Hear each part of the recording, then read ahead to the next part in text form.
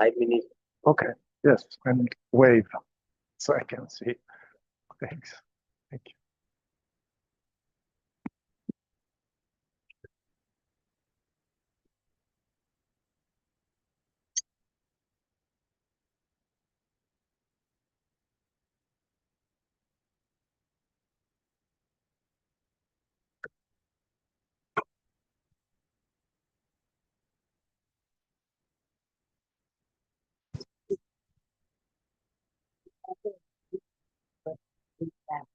QUIT.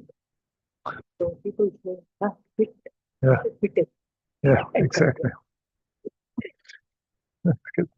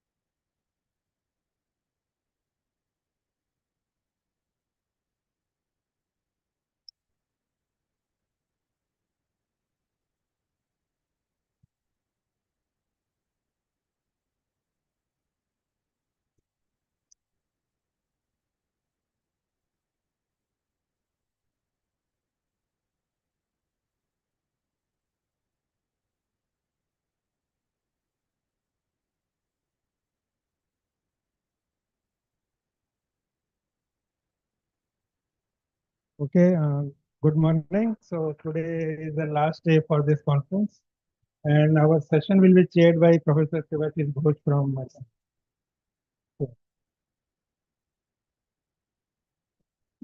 Good morning. So in the in this session before lunch, we'll have 3 talks. The first talk is by Professor Lorenzo Mecconi.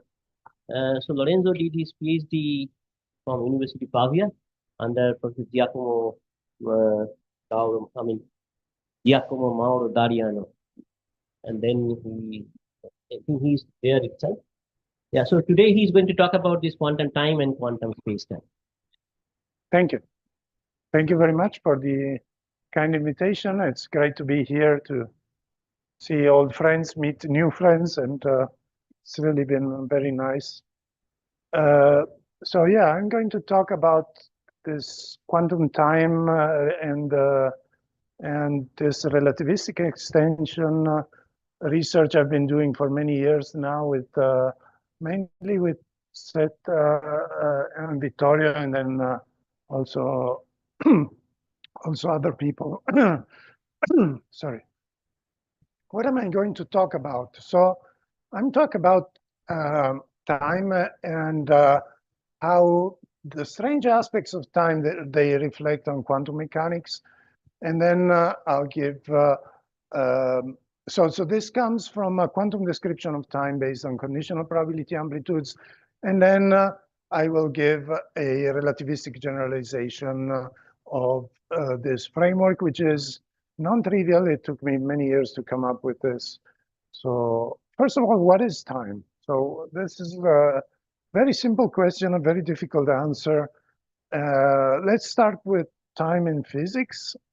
So we have mainly 2 different answers to this question. So time is what is measured by a clock. Then of course we should not ask what is a clock, because that is something that measures time, is kind of circular. But it's okay, I guess. It's one of the primary notions of physics. So even if you have some circular notion, that is okay. So this is the first notion of time. Proper time measured by a clock, and the other one is coordinate time, which is something that measures the distance between events in some way. These are the 2 main meanings of time in physics, but of course time has many different meanings.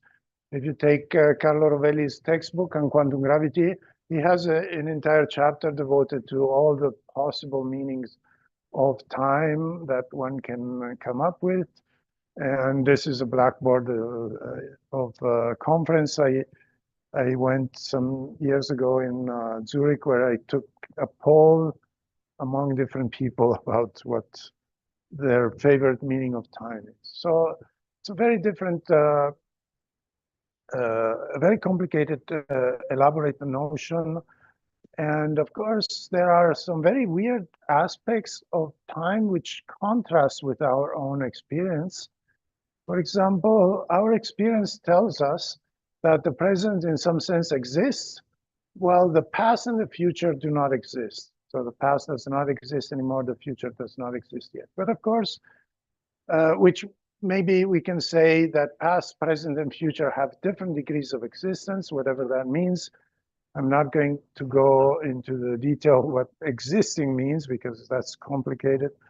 But whatever it means, we can say that the past, I mean, we have this intuition that the past, present, and future have different degrees of existence, but special relativity tells us that that is not the case, of course, because why not? Because, of course, you know that observers in relative motion divide space-time in past, present, and future in different ways. So in the one reference frame, you have this division, you have time going up like you usually do in relativistic works.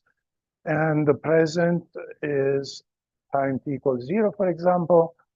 The past is negative time, the future is positive times. But of course, an observer in relative motion, due to the relativity of simultaneity, divides space-time in different ways. You have a boost, which is a hyperbolic rotation. And now for this observer, the future, the past, and the present is different. You divide space-time into different ways in past, present, and future. So the present is, of course, this means that the present depends on the reference frame and the observer. So if you want to assign a different reality to the present with respect to the past and future, which observer should you choose? Is there, I mean, relativity tells us that there's no, it's based on Galileo and Galilean relativity, the principle of relativity, which tells you that no reference frame is privileged. So we are in trouble, right? We cannot really do that. Of course, one say, okay, I'm basing my notion of past, present, future on something which is non-relativistically covariant. So maybe we can use light cones, which are invariant. Can we use them to define past, present, and future? We can do that, but now we are even bigger problem because even observers in the same reference frame disagree on what is real and what is not. I mean, even in the same reference frame, light cones are different depending on where you are standing in the reference frame. So you're still in trouble. I guess special relativity, in some sense, forces us to give the same degree of existence to past, present, and future.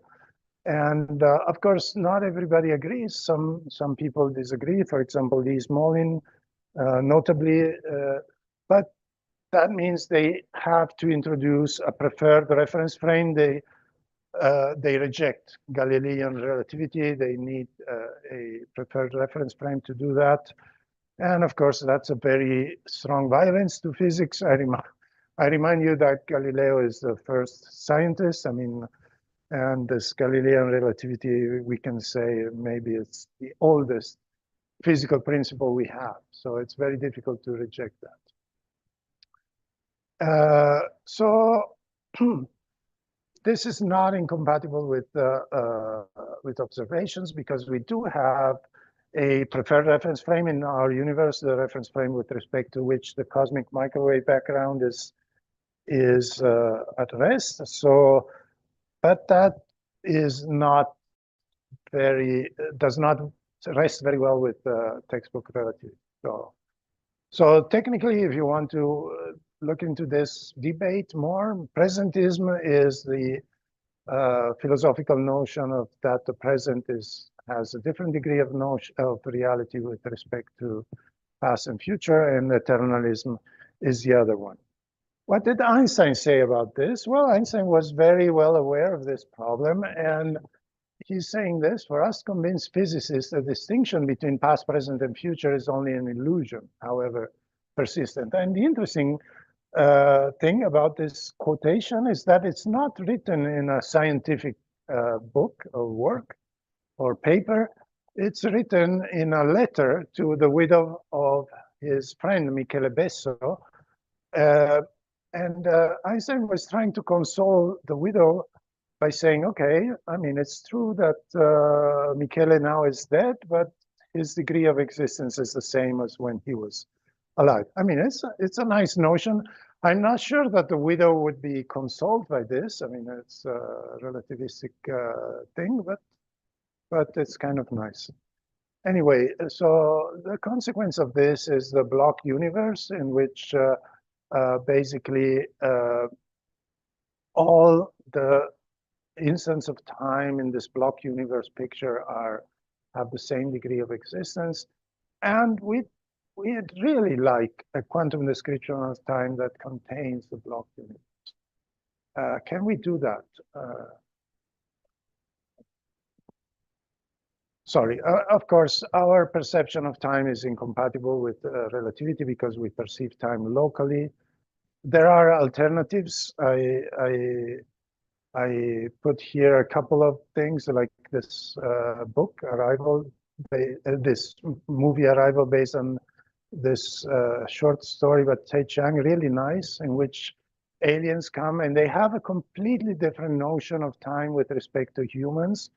So I'm not going to spoiler it, but it's really nice. And there's a lot of House 5, this book by Kurt Vonnegut, also has aliens which have a completely different notions of time than humans. So these ideas can really be made. One can think of alternative ways people can perceive time. And what happens if we join general relativity and quantum mechanics? Well, if you do this by using canonical quantization of general relativity, you get this weird Wheeler-DeWitt equation, H psi equals 0. It's a Schrödinger equation where basically it's saying that the universe, this is the state of the universe. This equation is saying that the universe is stationary, which of course seems very weird because that's not the case. Obviously, things are changing in the universe. So this is one of the aspects of what is called the problem of time. And how to interpret this equation? Okay, is there a way to interpret this equation? Is the Wheeler-DeWitt equation wrong, or is it correct? And we must really give a good interpretation to it. I will show you how one can really introduce a Wheeler-DeWitt equation and still get an evolving unit. Okay. So let's start with non-relativistic mechanics, which is much easier, much easier. And what happens? How does time enter into quantum mechanics? Time in quantum mechanics basically enters as a classical parameter that appears in the Schrödinger equation. The Schrödinger equation is one of the postulates of quantum mechanics. Depending on how you count them, there are like 4 postulates of quantum mechanics. And this is one which tells you how states evolve in time. Okay? And of course, what does this parameter mean? It tells you, it indicates what is shown on the clock. So you have your experiment, your optical table, then you have a clock in your lab on the wall maybe, and you're looking at the experiment, making observations, and then you look at the wall and you say, okay, the photon is in this position at that time. Okay, so of course, this means that the clock is a classical system, but classical systems do not really exist. If you want that quantum mechanics describes everything, You want a consistent theory of quantum mechanics, where classical mechanics emerges as a limiting situation. This is the ideal thing we would like. So we really don't want to have classical systems appearing in the postulates, because otherwise it will be circular. So we really want to go beyond that. It's a small inconsistency in one of the postulates of quantum mechanics. We don't want that. Can we do better? And the idea is, and the answer is yes. We introduce a quantum notion of time. Instead of using a classical system, like a classical clock, we define time as what is shown on a clock. You remember this was one of the two notions of time that we have in physics. And then we can use a quantum system as instead of using a classical system, like classical clock, we use some quantum system. For example, one good quantum clock would be a particle on a line. This is called the Saleker-Wigner clock because it was introduced by Saleker and Wigner, but many other quantum systems can work. So the position of this particle tells you what time it is, like here it's noon, here it's 1 o'clock, and so on and so on. Okay, and of course, once you do that, you can introduce a Hilbert space for the clock. In this case, if you use a particle on a line, of course, this is the Hilbert space is given by the square integral functions on the real line. You have an eigenbasis, the position eigenbasis of the particle, which is the time basis. Okay, it tells you what time it is when the particle is at position x. It means time t. Okay, so this is a good notion. And now time arises basically as correlations. It will be actually entanglement. We will see that in a minute. Entanglement between the system you're looking at, your optical table, and the quantum clock, which is now a quantum system. Okay? This is a mechanism which typically is called Page and Witter's mechanism, but it was, okay, also Aronov and Kaufer have a paper on this, but this actually is a mechanism which was well known even before these people. But it's usually called Page and Witter's because Page and Witter's really have a very nice description of that in the 1980s. So you have a time Hilbert space, which is this L2 of R, I was saying, and then you have a system Hilbert space. So the global Hilbert space is given by the tensor product of these two.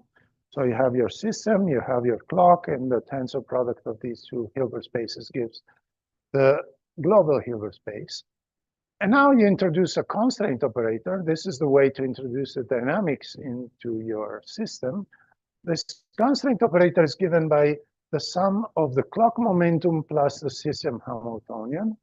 Okay, this J. Of course, the clock momentum only acts on the Hilbert space of the clock.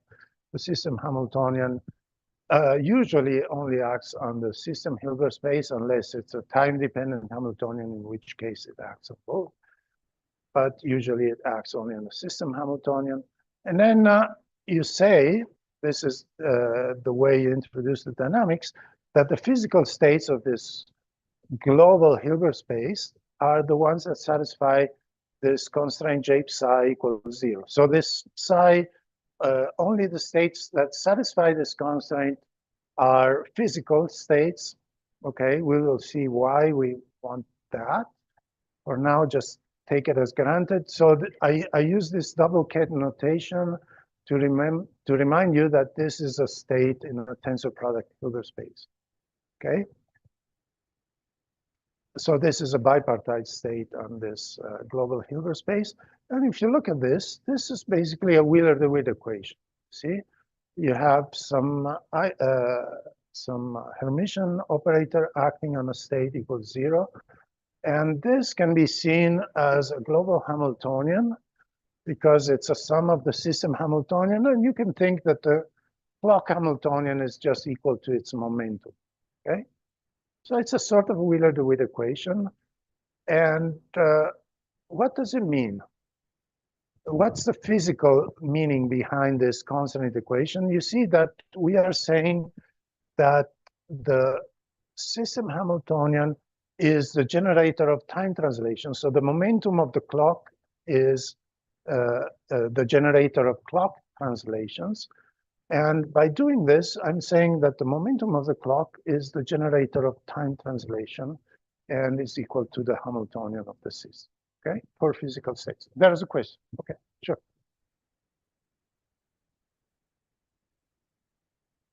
Sorry?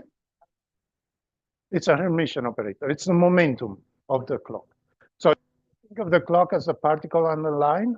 It's the momentum of the particle, okay? So here Hamiltonian because it's equal to the momentum.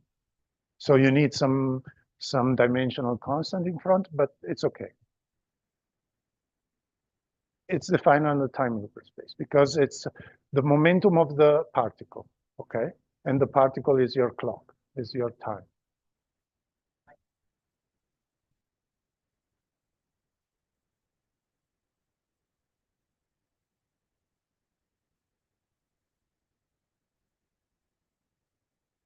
Yes, yes, yes. We'll go back to that.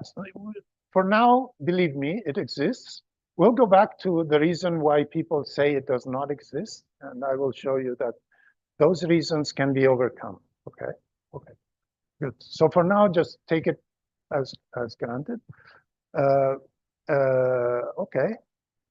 So this is so why am I introducing this constant operator? How can you recover conventional textbook quantum mechanics? So this is not textbook quantum mechanics. This is an extension to quantum mechanics.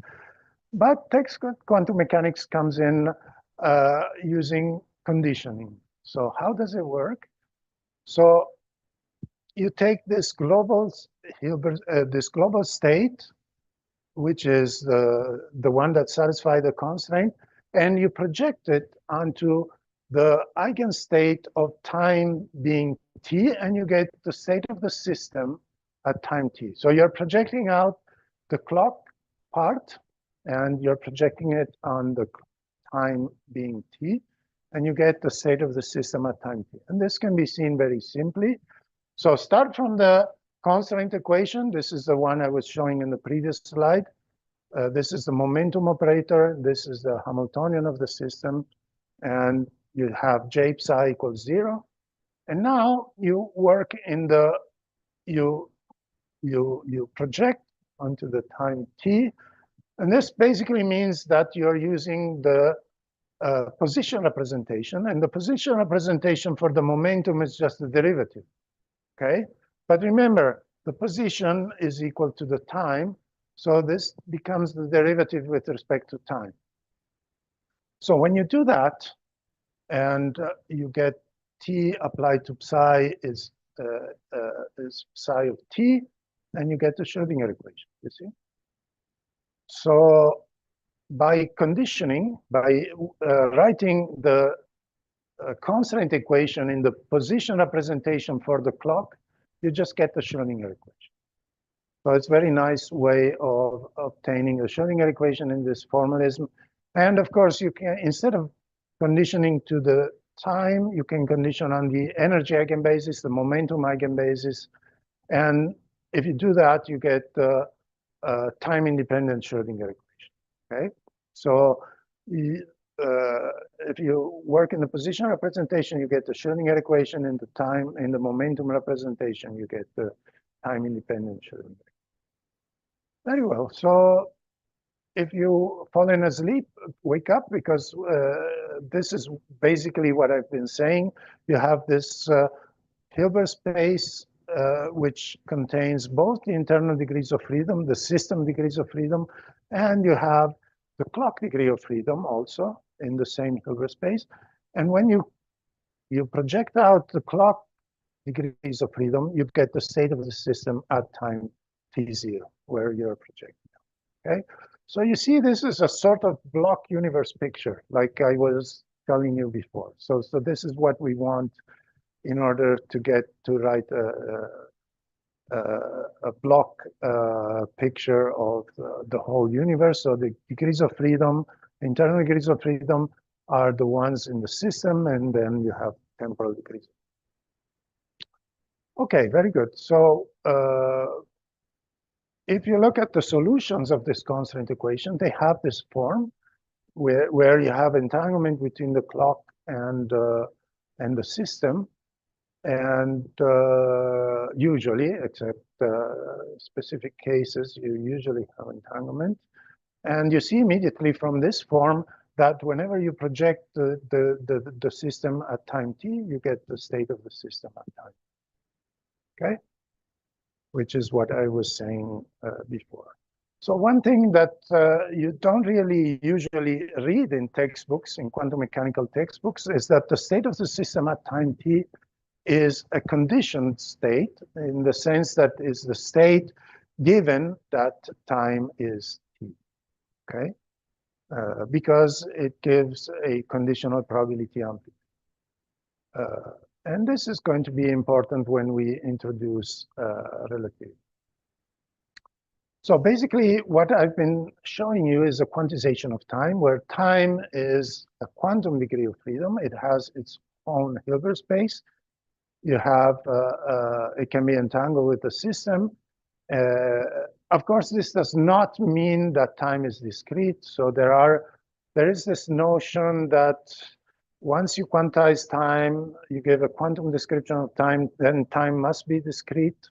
For example, Carlo Rovelli, for some reason, has this notion. This is not true, because you can have quantum degrees of freedom which are continuous. For example, as I was saying, a part of the position of a particle on a line. This is a quantum degree of freedom is continuous. And you can introduce this time operator now. It's just a position operator for this particle on a line. Like Alok was pointing out, usually people don't like time operators. And I'm going to come back to that, to the reason why people don't like it.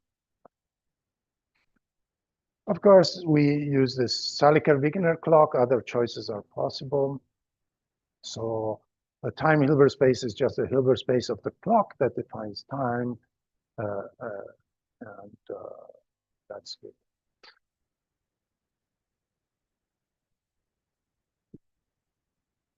Sorry? Yes, a position of this part. Yeah. In this picture, it is. Yeah, it is. But this is a specific position. It's position of the clock. Okay, so you must choose a system to act as your clock. Yes.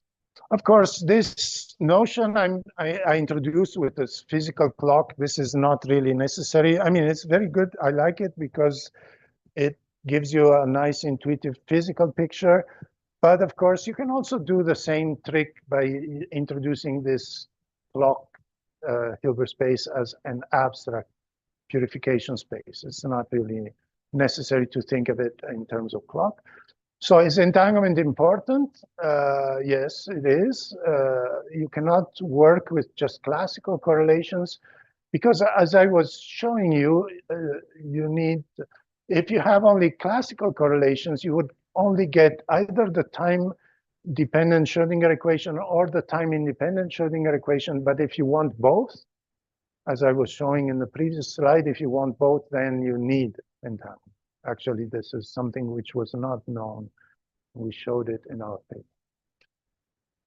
Okay, so you can also extend this, of course, to multiple clocks. You use a GSZ state in which you have many different clocks. So, for example, in the everyday life, we have different clocks. I have a clock in my wrist, and everybody has a clock, and so you can extend this to multiple clocks. You can also do experiments. We had fun with a group of Marco Genovese to try to do experiments on this. So what is our contribution in this? So these ideas were introduced in the 1980s, as I was showing, like this Paige Wooter's paper. But people gave very strong objections. They reacted very strongly against these ideas. For example, people like Kukash, Biluru, and other people gave very strong objections against this idea. And this idea was abandoned for many, many years. It was just abandoned because Page and Withers, they tried to reply to these objections, but they were never really able to do that. I met Page recently in Israel, and I asked him about it. He said, well, I was interested in other things, and so I moved on. So we took back the model. Actually, I must say that Vittorio, on his own, he just reinvented this whole mechanism, but then we found it in the literature. But we also found in the literature that people had these objections, so we removed these objections. We answered to these objections, and we also perfected the model, like explaining the role of entanglement a little bit. So why do people hate time operators? What are the criticisms to quantizations of time? Well, the most important one, the one you will find in textbooks, and the reason why people say you cannot have a Hermitian operator for time is the Pauli argument. So Pauli says, okay, time cannot be quantized because a time operator that is a generator of energy translations implies that the energy is unbounded from below. What does this mean? So if you have that canonical commutation relation between the time operator and the Hamiltonian is equal to I H bar, which is what you want if you want that Hamiltonian is the generator of time translations. Then the Somfort-Neumann theorem tells you that basically the spectrum of the Hamiltonian will be continuous and will be unbounded between -infinity and +infinity, which of course is not what happens because typically Hamiltonian have a ground state, okay? So, okay, this means we cannot have a time operator, but wait, in our case, in this construction I just presented you, the commutator between the time and the momentum of the clock is equal to IH. This is the Hamiltonian of the clock, not the Hamiltonian of the system. So of course the Hamiltonian, the momentum operator of the clock is unbounded because it's a momentum operator. It has continuous spectrum between -infinity and +infinity. So this is not a surprise, but there's no restriction on the spectrum of the system Hamiltonian, okay? There's no condition on the system Hamiltonian. The spectrum of the system Hamiltonian can be anything. And this is clear because the Pauli argument fails in this construction because the energy-time connection is not enforced dynamically by a commutation relation between the time operator and the Hamiltonian. This is not what happens, but we use a constraint operator, okay? And in fact, if you look at that, at this commutator between the time operator and the Hamiltonian of the system, this is equal to 0. Why? Because this acts on the clock Hilbert space, this acts on the system Hilbert space. They act on different Hilbert spaces, so of course they commute, okay? So, fine. The Pauli objection does not apply to this model, okay? So we can have a time operator and still have a finite Hamiltonian of the system, lower bounded Hamiltonian. There's another argument by Asher Perez, which is nice, which is if energy generates time translations and momentum generates position translations, then the Hamiltonian and the momentum operator should always commute, okay? Yeah, that's good. But, and so, of course, this is not a problem in conventional, in textbook quantum mechanics. This was what Asher Perez was pointing out. It's not a problem because time is not a dynamical variable in textbook quantum mechanics. But in our case, time is a dynamical variable, but time translations, the translations of this dynamical variable are not generated by the Hamiltonian of the system. They're generated by the Hamiltonian of the clock, the momentum of the clock. So Also, this Paris argument does not apply. Okay, and there are other arguments, like, for example, Kukash had a very strong argument that the measurement of a system at 2 times will give the wrong statistics, because the first measurement, the time at the first measurement will collapse the system, the clock, and the system remains stuck. It does not evolve any. And this is what basically killed the Page and Witter's argument, because they were not able to overcome this. But if you look a little bit carefully, I mean, when you project, you measure the time, you project this global system, and then subsequent measurement will not give you the correct 2 times statistics. There's no more evolution. But if you formalize a little more carefully what it means for a 2-time measurement, then you can solve the problem. And what do I mean by a careful formalization? Is that when you do a second measurement, it's a joint measurement on the system and on the memory degree of freedom that store the outcome of the first measurement, okay? I'm not going to put the formulas. I don't remember. I don't think I put the formula. Ah, yes, I did put the formula. So this is von Neumann prescription, and you can do that using this Page and Witter's argument. I'll go very quickly because these are kind of boring formulas, but you get the Born rule by just projecting onto this, onto the memory degree of freedom and on the temporal degree of freedom. And this tells you very clearly that the Born rule is a conditional probability amplitude, is the probability of obtaining outcome A given that time is t0. Okay, so it's a conditional probability amplitude, and this is what happens. This is a single time measurement, and you can do 2-time measurements, and you get, using the Bayes rule, you get the correct 2-time correlation relations for this mechanism. I can go through all the derivation, but it's just take my word for it. If you want, we can go back. So we get the expected outcome for the 2-time correlation. So the Kukash objection also is defeated, and this mechanism really works.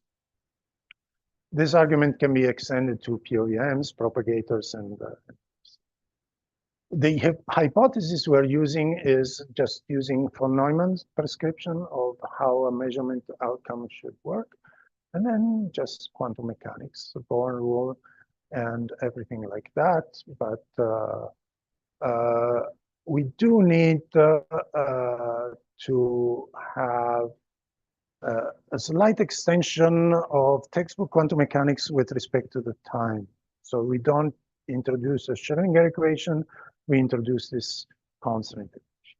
Okay, very well. So I remind you, we have very many different notions of time in physics.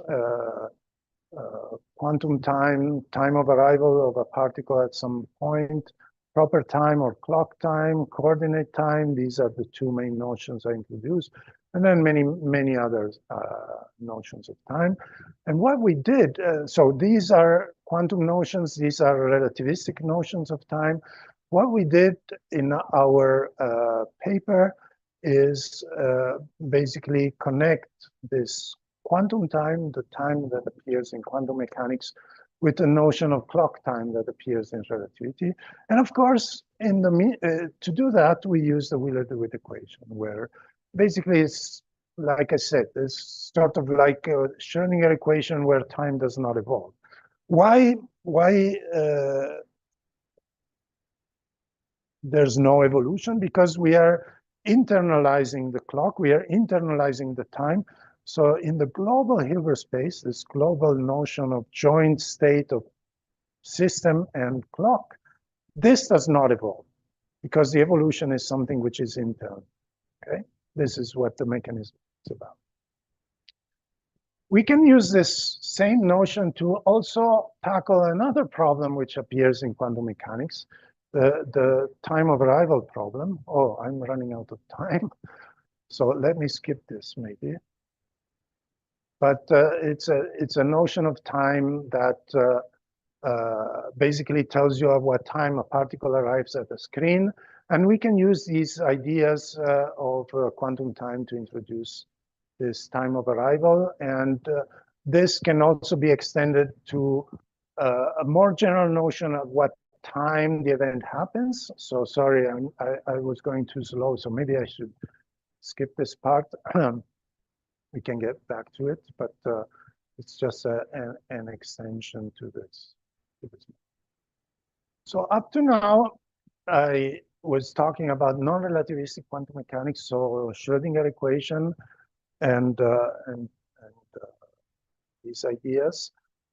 Can we use similar ideas for relativistic quantum mechanics? The answer is yes. So what is the problem so why is it so difficult to quantize a general relativity?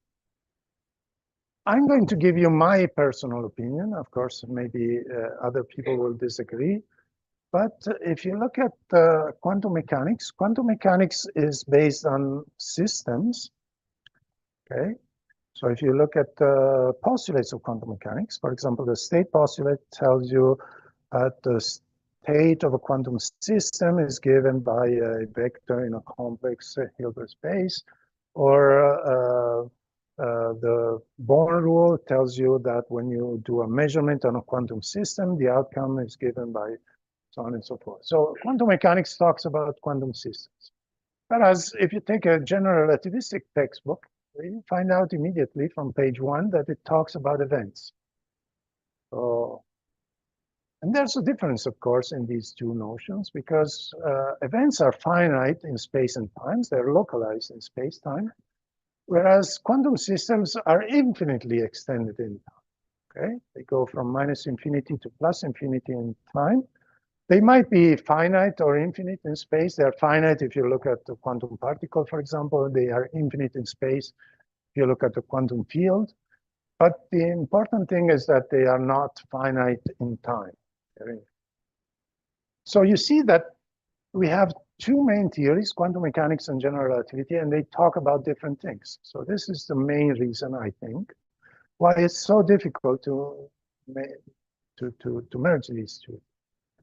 Which is the most fundamental concept, in your opinion? Which is quantum systems or quantum events the most fundamental, the thing we should use to construct a theory? What do you think? So you can have two different approaches. You can think that systems are more fundamental. Sorry. You can think that systems are more fundamental, and this is what people usually do, and then try to apply textbook quantum mechanics, which is based on systems, to general relativity. Or maybe you can think that events are more fundamental, and then you can construct a quantum theory of general relativity which is based on events. Okay. Of course, if systems are more fundamental, then events is a derived notion. An event becomes something that happens to a quantum system. If you take events as more fundamental, then a system is just a succession of events. Like in general relativistic textbook, a system is just a timeline, is a succession of events. So as far as I understand, all quantum gravity approaches up to now have used the first approach, take textbook quantum mechanics based on systems, and then try to quantize general relativity. We are instead going to explore the alternative, take events as more fundamental, try to construct a general relativistic notion of it. Okay, let me skip this in the interest of time. Let's start with special relativity. I have no idea how to do this in general relativity. I mean, I'm working with some people like David Borowski, for example.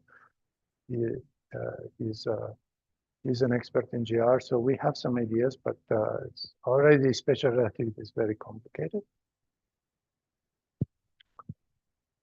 So what happened here? I don't know. Okay, so quantum mechanics uses conditioned quantities like states and observables. States are time-conditioned quantities in the Schrödinger picture, and observables are conditioned in time in the Heisenberg pictures. And this means that we cannot really make them relativistically covariant.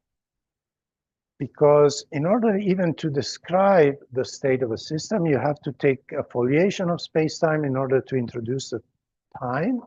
And then you can introduce psi of t, the state of a system at time t.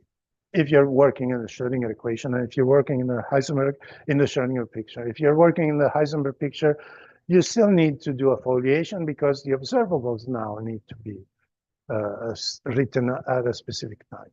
So there's no way to make the theory based on these notions relativistically covariant because you need to foliate spacetime even before you start quantizing. What about quantum field theory? I mean, the claim is that quantum field theory is a relativistically covariant theory, but it must use a few tricks to recover covariance. First of all, you use observables in the Heisenberg picture which have some x0 is the time, which have some covariant space-time dependence. For example, I mean, this is the typical equation of motion you find for creation operators, and T0, x0 is time, P0 is the energy. So you work in the Heisenberg picture, and this way you can have covariant formulas. But of course, that's weird because Heisenberg picture and Schrödinger picture should be the same. But anyways, it works only in the Heisenberg picture. And then you use a state which is invariant for Lorentz transformation. Typically, you use the vacuum when you do quantum field theory because this is a state which is invariant for Lorentz for boosts. And so this is how it works. So, I mean, quantum field theory needs a few tricks in order to recover covariance. Can we do better? Maybe this is better. This is the JEB, geometric event-based quantum mechanics. This is our recent proposal. We called it geometric. It's called event-based because, as I was saying, it's based on the notion of taking events as the fundamental entity, and geometric because, as we will see, Lorentz transformations, boosts are just geometric notions in this approach. So quantum events are fundamental, and quantum systems now are a derived notion, a quantum state for a succession of events in quantum space. Okay, so let's start from the kinematics. If you consider an event, this has a position in space-time. So if you want to describe an event, you have to assign a quantum position operator, but it's position in space-time, not position in space. And also, you must assign some energy to the event. If there's no energy and no momentum, you cannot assign nothing can happen. Without energy, nothing can happen. Without momentum, nothing can be localized. So we introduced from the purely kinematical level two basic observables: the space-time position and the space-time and the four position operator. This bar over means it's a 4 vector. So this is a 4 position, the space-time position. This is the 4 momentum. And then we introduce the canonical commutation relations between these two. And we put this eta, mu nu, because we want a covariant theory, which looks the same in all reference planes. Why do we do that? Because we want that the Poincare algebra is satisfied, and by introducing this canonical commutation relation, you get the Poincare algebra. I think this was something that was already known. For example, this formula is taken from a paper by Dirac. Now we can do this. Once we introduce from the purely kinematical level, these operators, we can introduce relativistic notions like Klein-Gordon, Dirac fields. For example, let's write the quantum state of a single event. So we have a single event that happens in some place, X. The overbar means that it's a 4 vector. And we have a probability amplitude phi that this happens in some location in space-time. Notice that we are integrating over space-time, not over space. Okay? So of course, not all these states are physical because, we need to introduce some dynamics.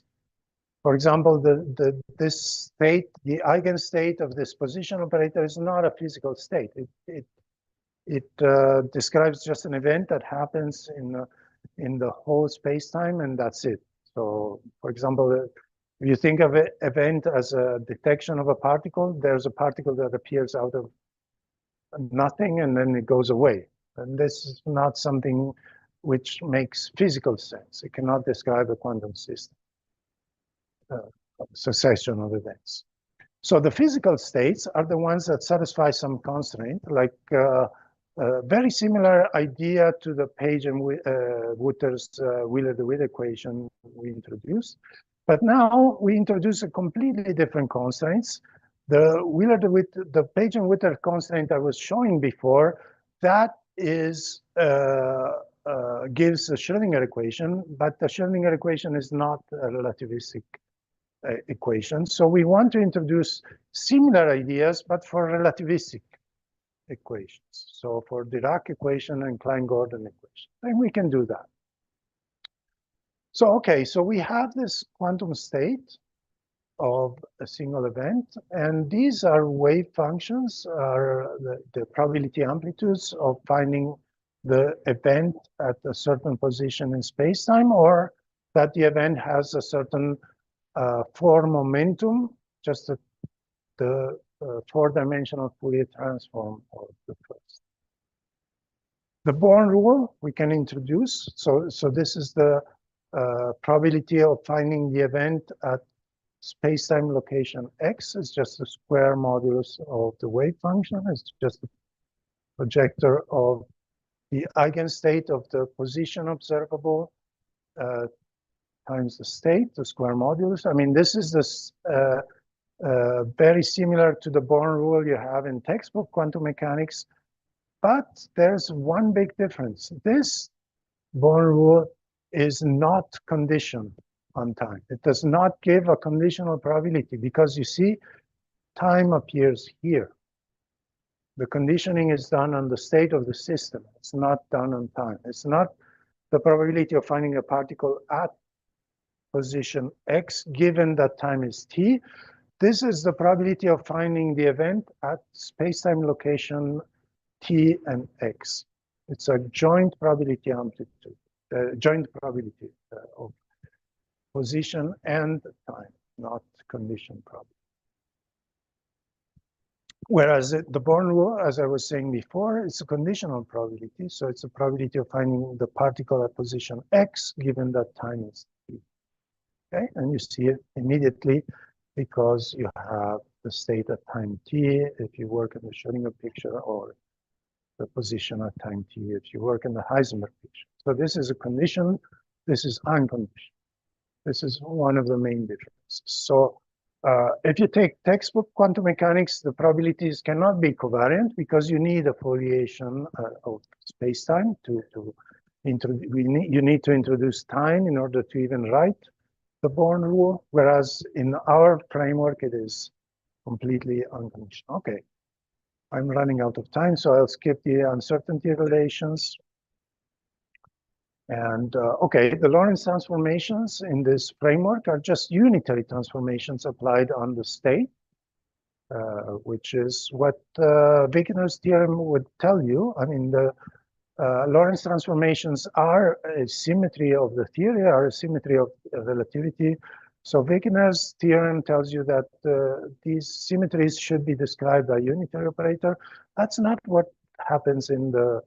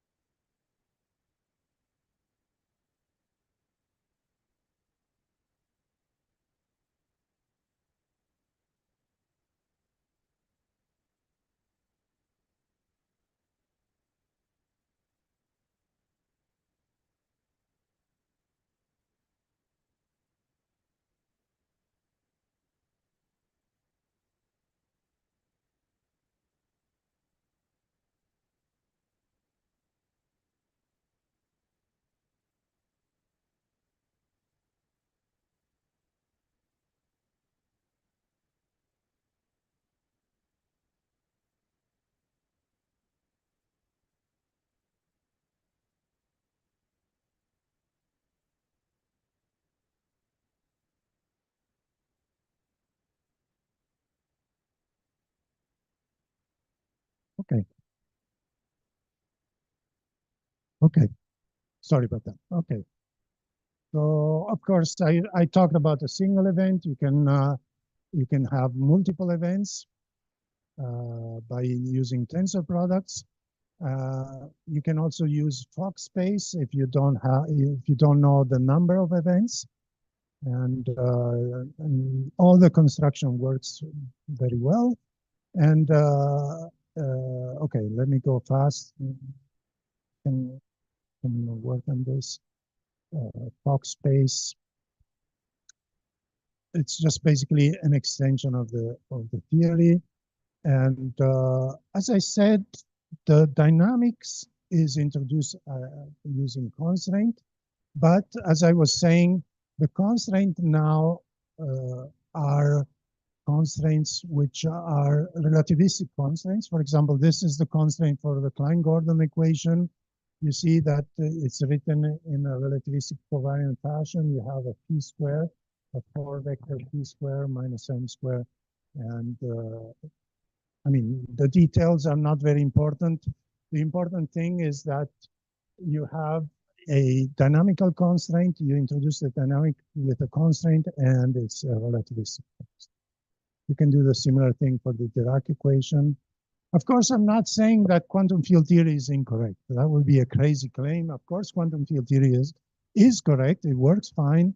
It's just not an explicitly covariant theory.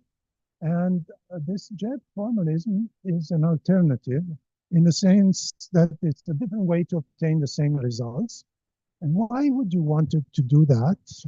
Because you might get a better ontology, metaphysics, you get a better idea of what's going on. And maybe my hope is that this JEB can solve some problems that QFT has, quantum field theory has, and maybe we can understand things better. Okay, so this is what I wanted to talk about. So I started from some philosophical considerations of what is time in physics. Then I introduced time as a quantum degree of freedom in non-relativistic quantum mechanics. And I showed you this Page-and-Witter's formalism, how time, how the Schrödinger equation can be obtained by using conditioning. And then how this can beat, this does not suffer from the usual objections against quantization of time. You can still quantize time. And how you do measurements, and then I told you some very quickly about how you can extend this to a relativistic time. Thank you very much. Thanks.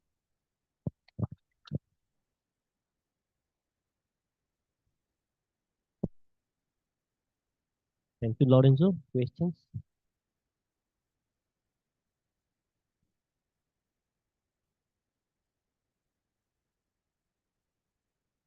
Thank you, Lorenzo. Interesting talk. Also, I found it it's a bit to say with the loneliness, in the sense that there are no interactions.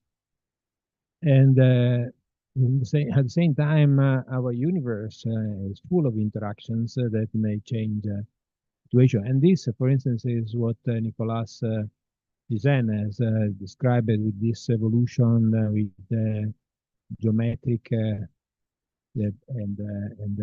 interaction times that cause the irreversibility. Would you like to comment on this?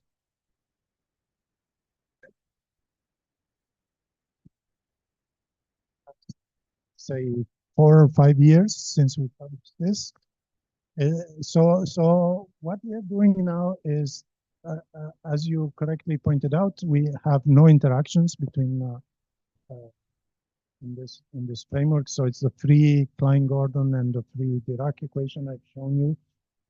So what I've been trying to do, of course, interactions are really complicated to describe in already in quantum field theory, and here it's going to be very complicated as well. So I'm not ready to talk about that, but I've been working on it. So we have been, one thing I discovered, which is very interesting, is that gauge theories in this framework, gauge appears sort of like a picture, like interaction picture, like yes, like Schrödinger picture, Heisenberg picture, interaction picture, and gauge theories are sort of like that. So changing gauge is like changing representation, changing picture. This is what I've done up to now, but the rest is still for the future. Sorry.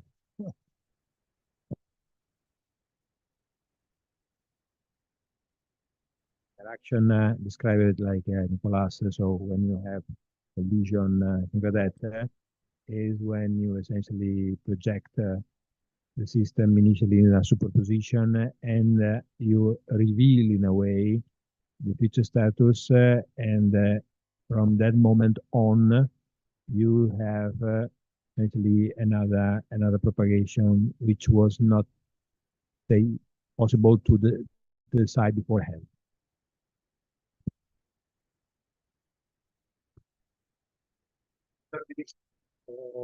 Everything is, I wouldn't say unitary, because this relativistic framework goes beyond the unitary evolution, but it's deterministic.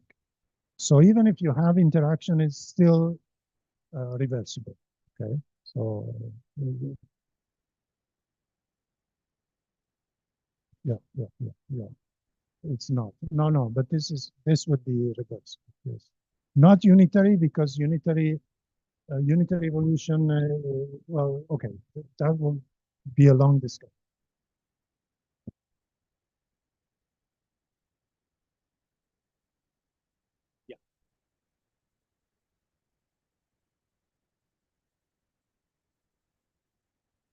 I have a couple of questions. One related to the first part of your talk. Sure. You're talking about time of arrival, time operator. Yes. And then you briefly mentioned about time of arrival. Maybe Yeah. you didn't have time to talk about it.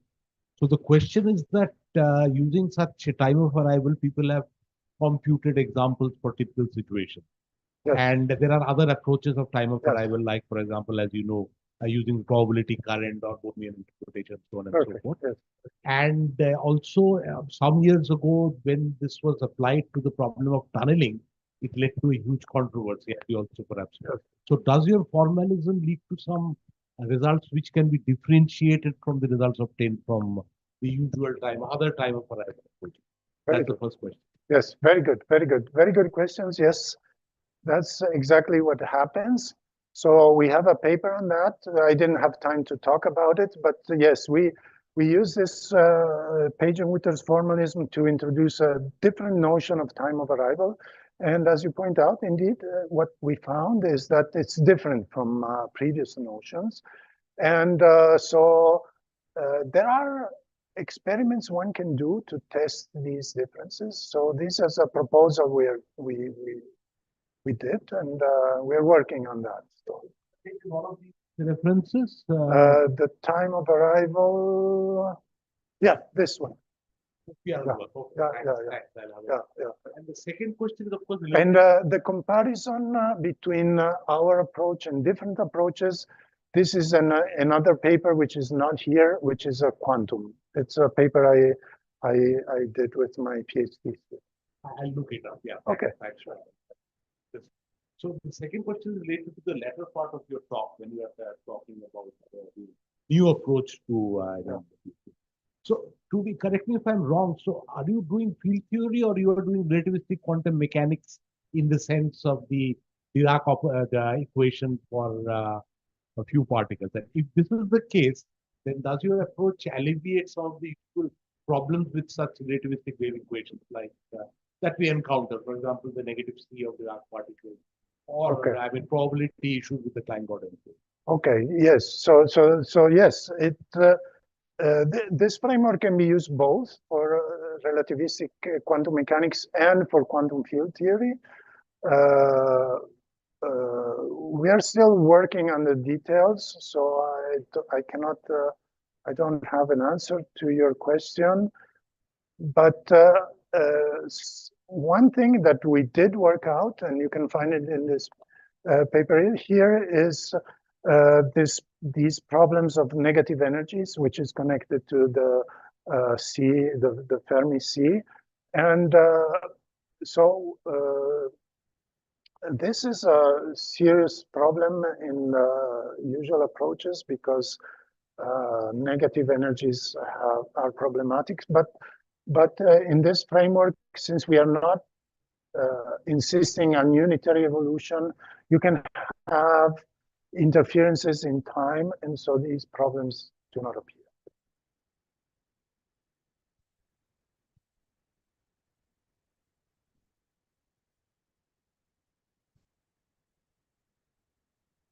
Thank you.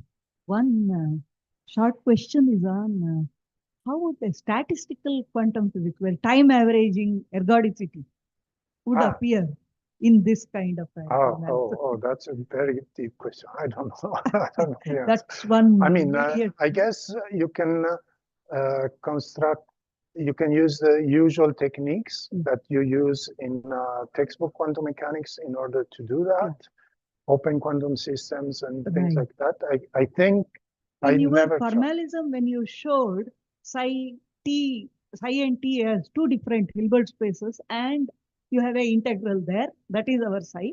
But I integrate over time, then I get a psi without any t there. Yes. Exactly. That would give me a kind of psi of x without space-time concepts. Yeah. So I have that and I do this. And what is time averaging? I again have to do. I just wonder what would happen in that case. Ergodicity principle and things like that. It's not ergodicity because here the whole formalism is constructed in a way to get unitary evolution because you have Schrödinger. Yeah, I understand. It's not for multiple copies. Yeah, I guess. I don't know. Yes, that's something I never thought about. That's one thing. And other thing is about your GEB, where you have a space-time point. You mentioned that it is not a time t, but it is space-time. Yeah. So there one would think of a appropriate Lorentz transformation to take any space-time point to either time-like or a space-like kind of a thing, where you only have space and time. What would happen in that case is a general query. Oh, no. I might do a appropriate transformation, and that frame of reference has only time, no space, or only space, no time, because Lorentz transformation allows it to. Okay, I don't see how you can remove time with a Lorentz transformation. So Lorentz transformation is just a hyperbolic rotation of space. But x squared plus y squared plus z squared minus c squared t squared can be greater than 0, less than 0. Oh yes, sure. I will go to a frame of reference where x, y, z can be removed. Only time exists. That will be negative. Ah, okay. I see. So that is just. I mean, that's just a Lorentz transformation, a boost. Yes. Yeah. Okay. Then I will say space-time. This part is something like only spatial. It's not that time goes away. It's just that I know there exists a frame of reference where time doesn't matter. Well, it's not that doesn't matter, that the time coordinate is brought to zero. Maybe I'm Right. misunderstanding what you're saying. Okay. But time is still there, right? It's just that the time Yeah, coordinate it's is there, but I am suppressing it. you're supposed to, my but it's this thing. there. But Yeah, yeah. what So, would so it this mean? would be just a rotation of hyperbolic rotation of the space. And it's Another described by short thing is about continuous time Hilbert spaces. Yeah. That is where I take Hilbert spaces which are multiple, infinitely many, so that I can do measure, because mathematicians talk about continuous time Hilbert spaces and observations continuously, and I do have trajectories based on the measurement events. Every event is connected with a time t plus delta Right, dt right. and so on. Yeah. So that looks like a kind of generalization to me, but it's very It's a generalization in the sense you're not doing time measurements. Time is just like how you took one-dimensional Hilbert Exactly. space where that x Exactly. and Hilbert spaces are different, means it is commutative every time at time t, and what I measure at time t plus dt, Yeah. they are all commutative. So I may have a continuous time tensor product that is No. There's no continuous. There's no tensor product because time is just a Hilbert I space. associate t with a Hilbert space. Yeah. And then t plus delta t with another Hilbert space. No, that's not what happened. Okay, so what you're talking about is a very interesting proposal that was done by Aronov and Popescu. There's a paper which is called "At Every Instant of Time, a New Universe." And this is exactly the notion you're talking about. This is a completely different notion because time is just one degree of freedom. You don't have many degrees of freedom. That's it. Sir, as we know that while defining 1 second, so 1 second time is a vibration of cesium atom, some vibration of cesium atom. Yeah. Can we not say that this time is already in quantum time? No, because you are looking at it, so you're measuring the clock. It is a quantum clock, you're right, but then you're looking at it. You're not giving a description of that as a subsystem of your whole system. Okay. And we were also discussing that we can't quantize the time. So you said that use a quantum system as a particle on a line, and you can define the quantum time. And on the basis of this, we cannot quantize the time in the form of distance. So 1 centimeter to 2 centimeter. It is a quantization of time in a sense. Yes. So the reason I said people don't like time quantization is because of these objections, like the Pauli objection, the Kukash objection. But I've shown you how you can overcome these objections. So I think you can quantize that. Okay. And sir, how can we define the time where no events are present and no system are present? That's an interesting thing. This is just a vacuum. Nothing happens. Yeah. It's a very boring universe. Nothing happens. It's something we introduced a quantum state. Oh well, okay. We introduced a quantum state, which is a vacuum. It's a vacuum which is different from the quantum field theory vacuum, which is a universe where there are no events. Thank you. Specific quantum state. Sir, so you means when quantizing time, you considered Hilbert space for time. So while defining time means defining a particle in a superposition state of time. So can events of past and future can affect the state at the same time, and does there is a causal ambiguity in it? Okay, very good. You're asking if there's no locality in time. The answer is no. This construction, as I've shown you, is equivalent to the Schrödinger equation. So the Schrödinger equation is local in time. So what happens to the quantum system depends only on the derivative at that time. Okay, so it's a local notion. So it's a good question. One has to be careful about that distant events cannot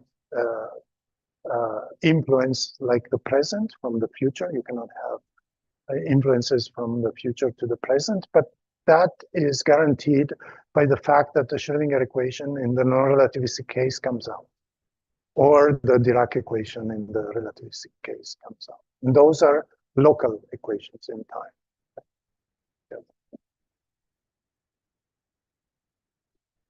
Running out of time, maybe we can have discussion in the tea break. We'll have tea break now, and maybe we could meet. So Prakash was saying that we have a photograph now. Okay, thank you. So let us meet for the tea break and then we come back. Yeah, in 20 minutes.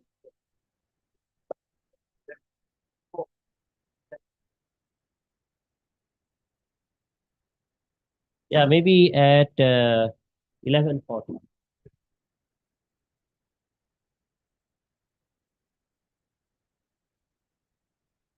Thank you.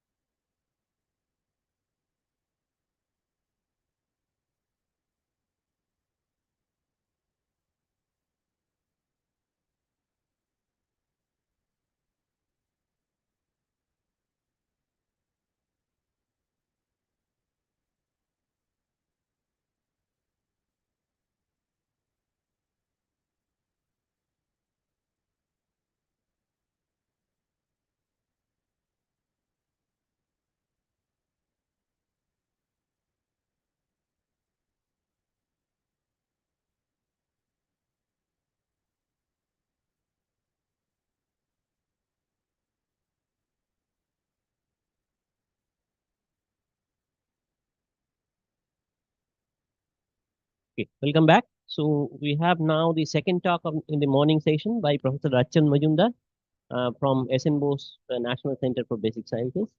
I don't think this audience will require any introduction of Rachan Majumdar. So yeah, let me invite Dr. Majumdar.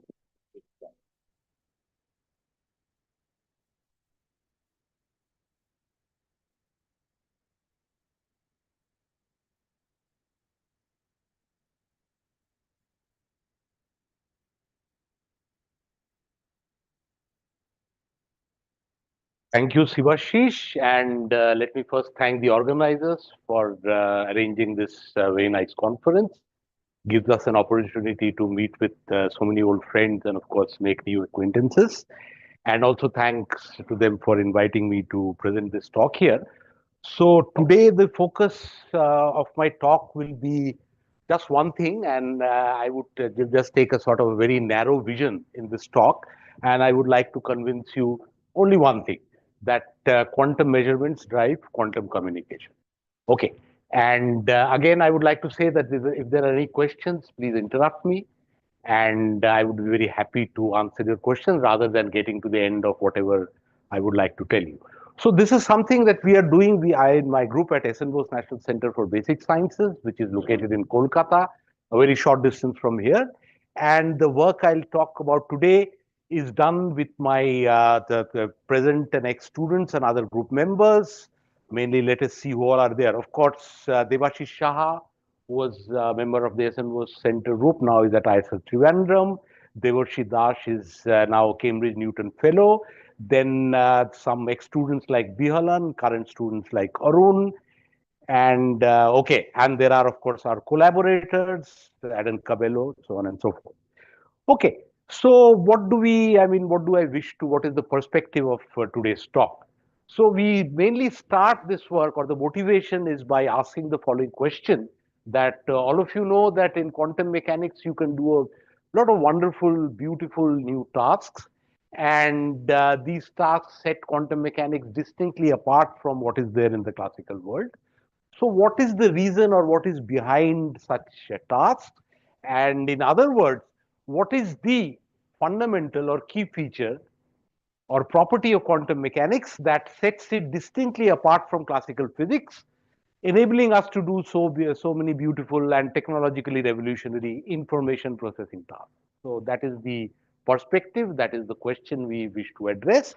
And we would like to answer it, as I said, with a very narrow vision, that it is only the character of measurements, character of quantum measurements, that is quantum incompatibility, and also related notion of contextuality that is behind such quantum advantage. And I would like to convince you why I'm taking this sort of perspective. Okay, so immediately, I mean, some of you, at least younger people, will say that why go to measurements? Because all of you know, I mean, these days, every kid knows that there is quantum entanglement, and this is indeed a very powerful resource. But there also exist certain tasks in quantum communication and other aspects, even, for example, in sensing and computation. And typically in quantum communication, these are the so-called prepare and measure scenarios. And one prime example is the BB84 protocol of QKD, where there is no entanglement. But still you gain advantage in the sense that still it's a secure protocol compared to what you have using classical resources. Or at least the protocol works, the quantum QKD protocol works. So the question there is what there causes this advantage. For example, a narrower question is what causes advantage in quantum communication tasks without entanglement. So that is not answered by just the presence of entanglement, because there is no entanglement. So there again, we would like to argue that it is indeed measurement incompatibility or the nature of quantum measurements and the related notion of contextuality. Okay, so this is the outline of the talk today. So first of all, I would define for you precisely what do we mean by measurement incompatibility, because these days there are so many new notions. Every day there is a new notion. Yesterday, last afternoon, you heard a talk by my colleague Manik Banik, who also talked about measurement incompatibility, but incompatibility when more than a single copy of a state is available. So this is different from that notion. This is the standard notion of incompatibility. Then I would like to focus on quantum communication tasks typified by the so-called RSC or random access code games. And then using this framework, we would show our main result, the first main result, that measurement incompatibility is necessary for quantum advantage in communication. Without measurement incompatibility, there will be no advantage in communication. This is one of the results that I would show. Then I would go on to actual implementation of such incompatibility in practical scenarios when the world is not perfect, in the presence of environment and imperfect measurements, and so on and so forth. So this would lead us to define, even before we come to practical scenarios, certain witnesses which allow us to typify or certify that there is indeed incompatibility in such situations, and these will be done or demonstrated both in the device independent and semi-device independent protocols. Note that I mentioned prepare and measure scenarios, but whatever I'm going to say will also hold in the presence of entanglement, and thereby such incompatibility can also be certified in device independent frameworks. And finally, the last part of my talk will have to do with quantum contextuality, and there also we'll show another result that quantum contextuality is something which leads to not only advantage but communication complexity advantage. I would define as we go on in this direction. So let us come to the notion of measurement incompatibility. So basically, in a nutshell, what is this? So incompatible measurements are such which cannot be performed simultaneously on a single copy of a quantum system. For instance, everybody who starts learning quantum mechanics knows about position and momentum of a quantum mechanical particle cannot be determined with arbitrary precision. So again, as I say, we will argue that MI, or measurement incompatibility, is the one which differentiates quantum mechanics from classical physics. If there is no other quantum property, this is the one which forms the basis of such differentiation. And also, as many of you also know, that MI is at the root of many other fundamental quantum concepts or aspects. For example, there will be no Bell non-locality, no EPR steering, and with some little bit of catch, also quantum contextuality, unless there is measurement incompatibility. And there are other aspects also, for example, violation of temporal correlations as exemplified by macrorealism, and also certain things like temporal and channel steering.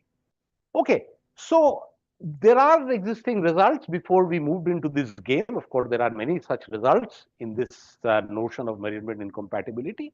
For instance, Brunner et al. Showed in 2018 that MI is necessary but not sufficient for Bell violation.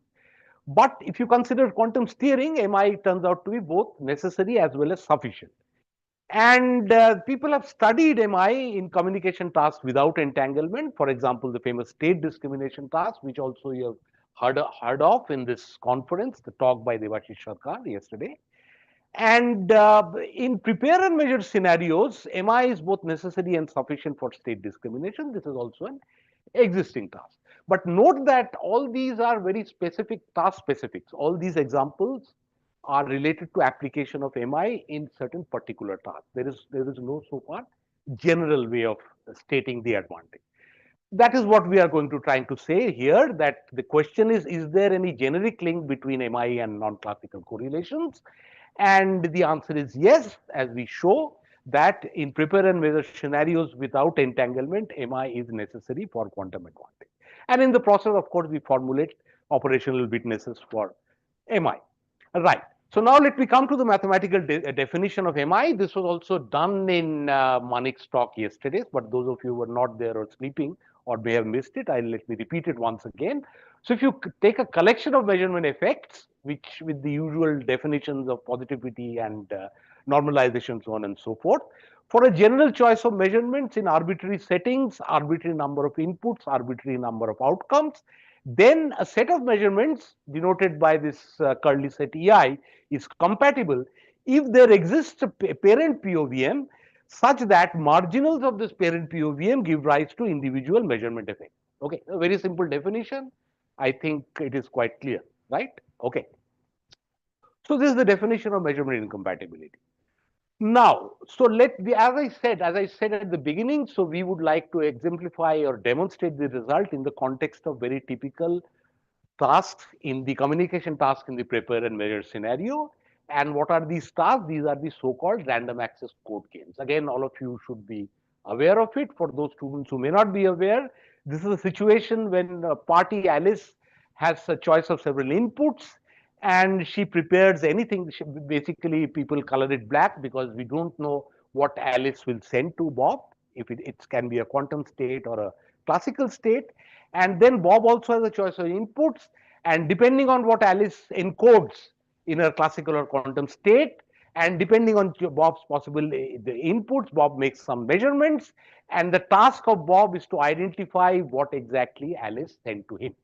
So in a nutshell, that is the RSC task. Okay, so the RSC, basically what I'm going to say regarding RSC can be also be viewed in another matter. So this part I'll not focus in the present talk, but just to give you a basic recap, we showed, and others also worked a couple of years ago, that random access codes are basically synonymous with non-classical temporal correlation. So whenever there is no spatial correlations as exemplified by entanglement, you can still have quantum mechanics allows for temporal correlations. And this was noted many years ago first by the work of Leggett and co-workers, where they could write a temporal inequality, I mean, akin to the spatial Baire inequalities, where what we showed and what others have showed that whenever there is quantum advantage in random access codes, there is indeed the presence of non-classical temporal correlation. Okay, so in quantum mechanics, right. And why am I raising this point here? Because I would like to highlight the common role of measurement incompatibility, which is played both in the demonstration of non-classical temporal correlations as well as quantum advantage in random access code. Right.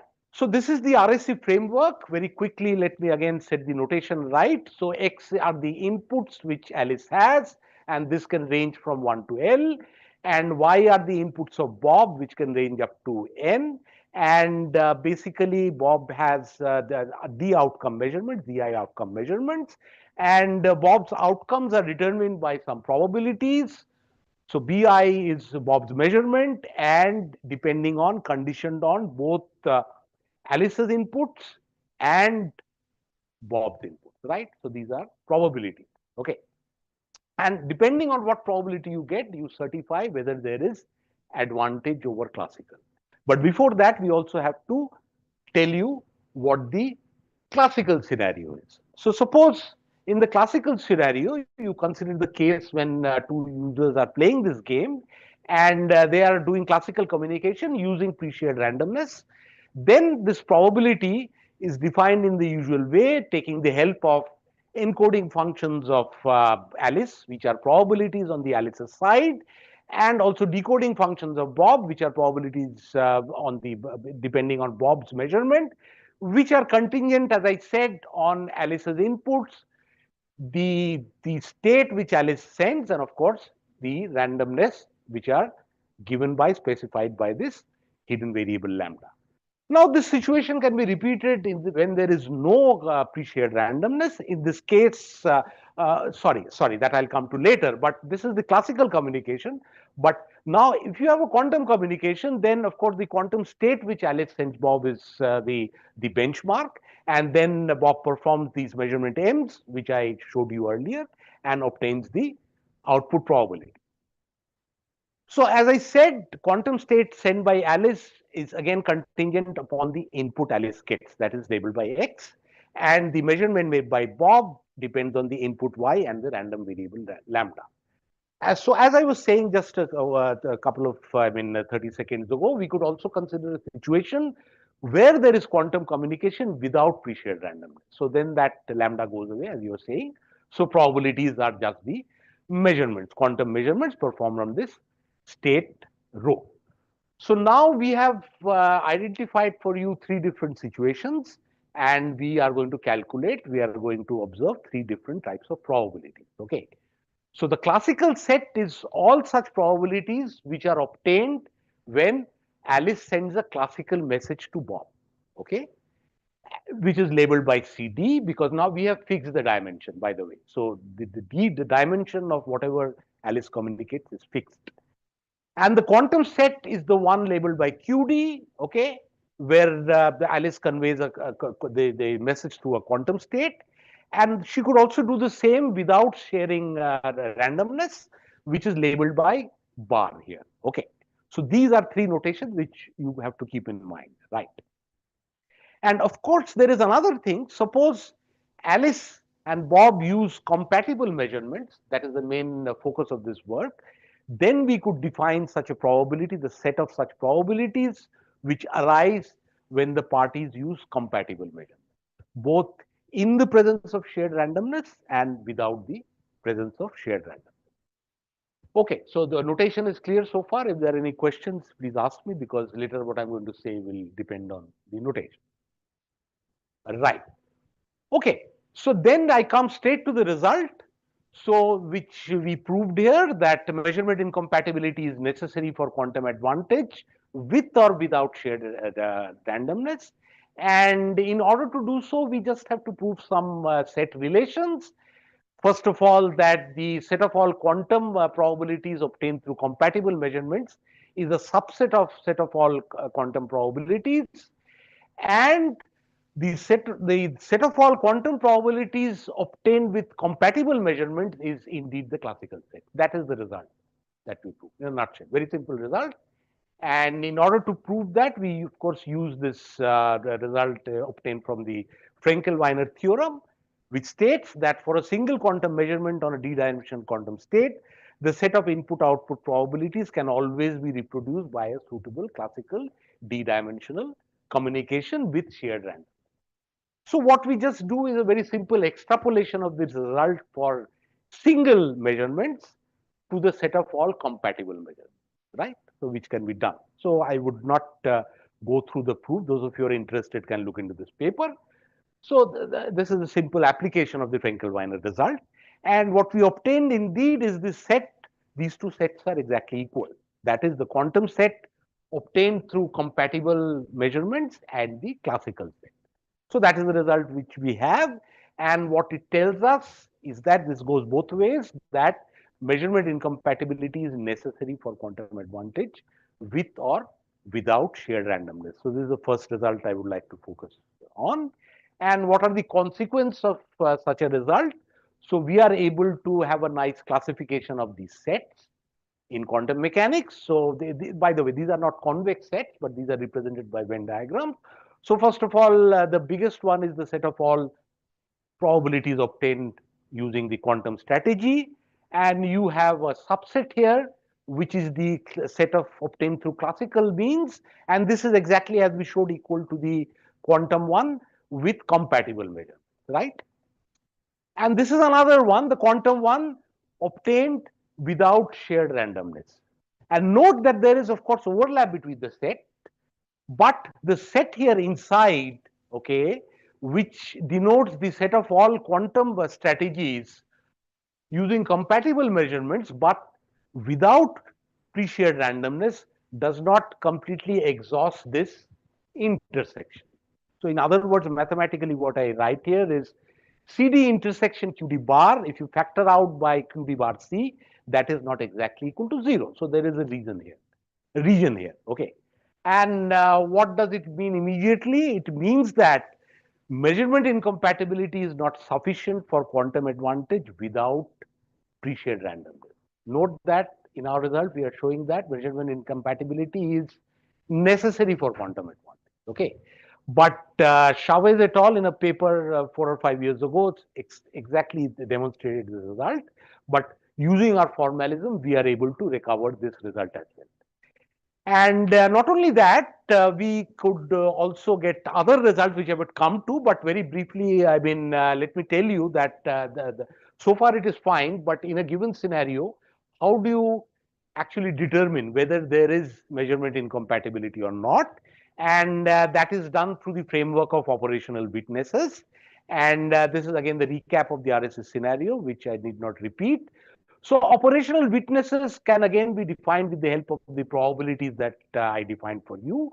And as I said, the sets of probabilities obey some nice relations. For example, the quantum set with compatible measurement is exactly given by the classical set. And using these things, we can define the various witnesses. And the result is that whenever a set of measurements in a scenario specified by these three things, Alice's inputs, Bob's inputs, and the system communicated, the dimension of the system communicated, So whenever this sum exceeds the classical sum, we can tell you, we can say for certain that there is indeed measurement incompatibility, which is witnessed in this situation. And how it is done in a practical scenario, I'll come to later. But before that, let me also tell you that our framework is quite general, and using that, we are able to recover several earlier results which are there in the literature in the last 4 or 5 years. For example, Hainosari's result, Horodjeki et al. Results for various kinds of 2 to 1, 3 to 1 RAC, so on and so forth. Okay. So now let me come to the notion of practical realization of incompatibility. So in a given experiment, how does one witness such incompatibility? Of course, you can tell me that wherever you witness Bell violation, we have witnessed incompatibility. And because this is necessary for Bell violation, and it is also necessary and sufficient both for quantum theory. But who will tell you that in a given scenario, in an imperfect experiment, if you will or will not witness such tearing or Bell violation? So that can be understood using our framework. First of all, for the sake of students, an immediate recap of imperfections. So in the real world, there can be many types of imperfections. For example, measurement devices are imperfect, and there are certain situations which leads to the coarse graining of outcomes. So what do we mean if you consider a typical Stern-Gerlach experiment? So these are can be two well separated beams, up and down, signifying upspin and downspin. But you can envisage a situation when these two beams are not well separated. Typically, it arises when you put, say, subsequent Stern-Gerlachs in the path. And you can sometimes these due to these imperfections, two outcomes are clubbed together. So this is usually called the coarse graining of outcome. That is at the output stage. But even at the input stage, there can be imperfections. For example, there could be something like convex mixing of measurements.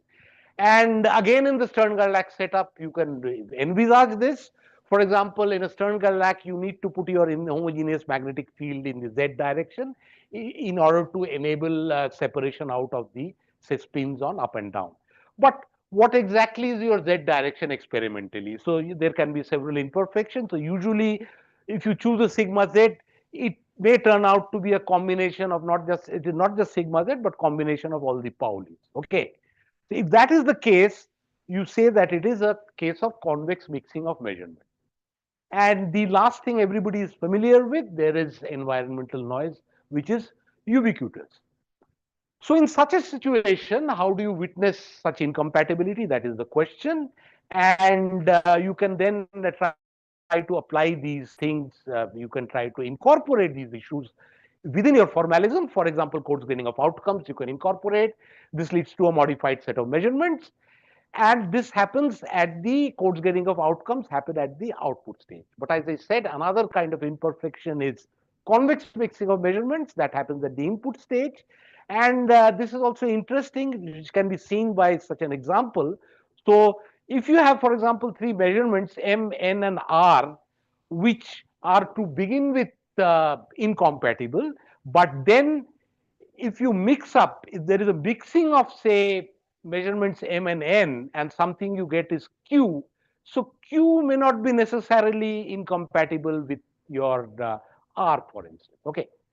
So the character of compatibility may get lost if you have such imperfections like convex mixing. And needless to say, if there is noise in the scenario, okay, then incompatibility may get lost as well. So then, how do you? Oh, I'm sorry, Shivash is already pointing me. Okay, I have 5 more minutes. Okay, so then let me skip this part. So basically, what we did, we incorporated these mathematical definitions in the formalism, and we proved some theorems in the presence of such imperfections. And for example, we could identify for a noisy set of, say, Pauli measurements, what your conditions should be in order to witness incompatibility.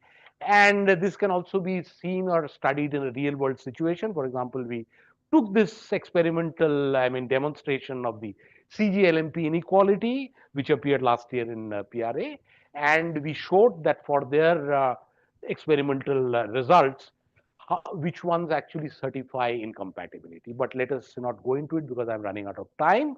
So let me just now move to the last part, that is communication without entanglement and the role of contextuality.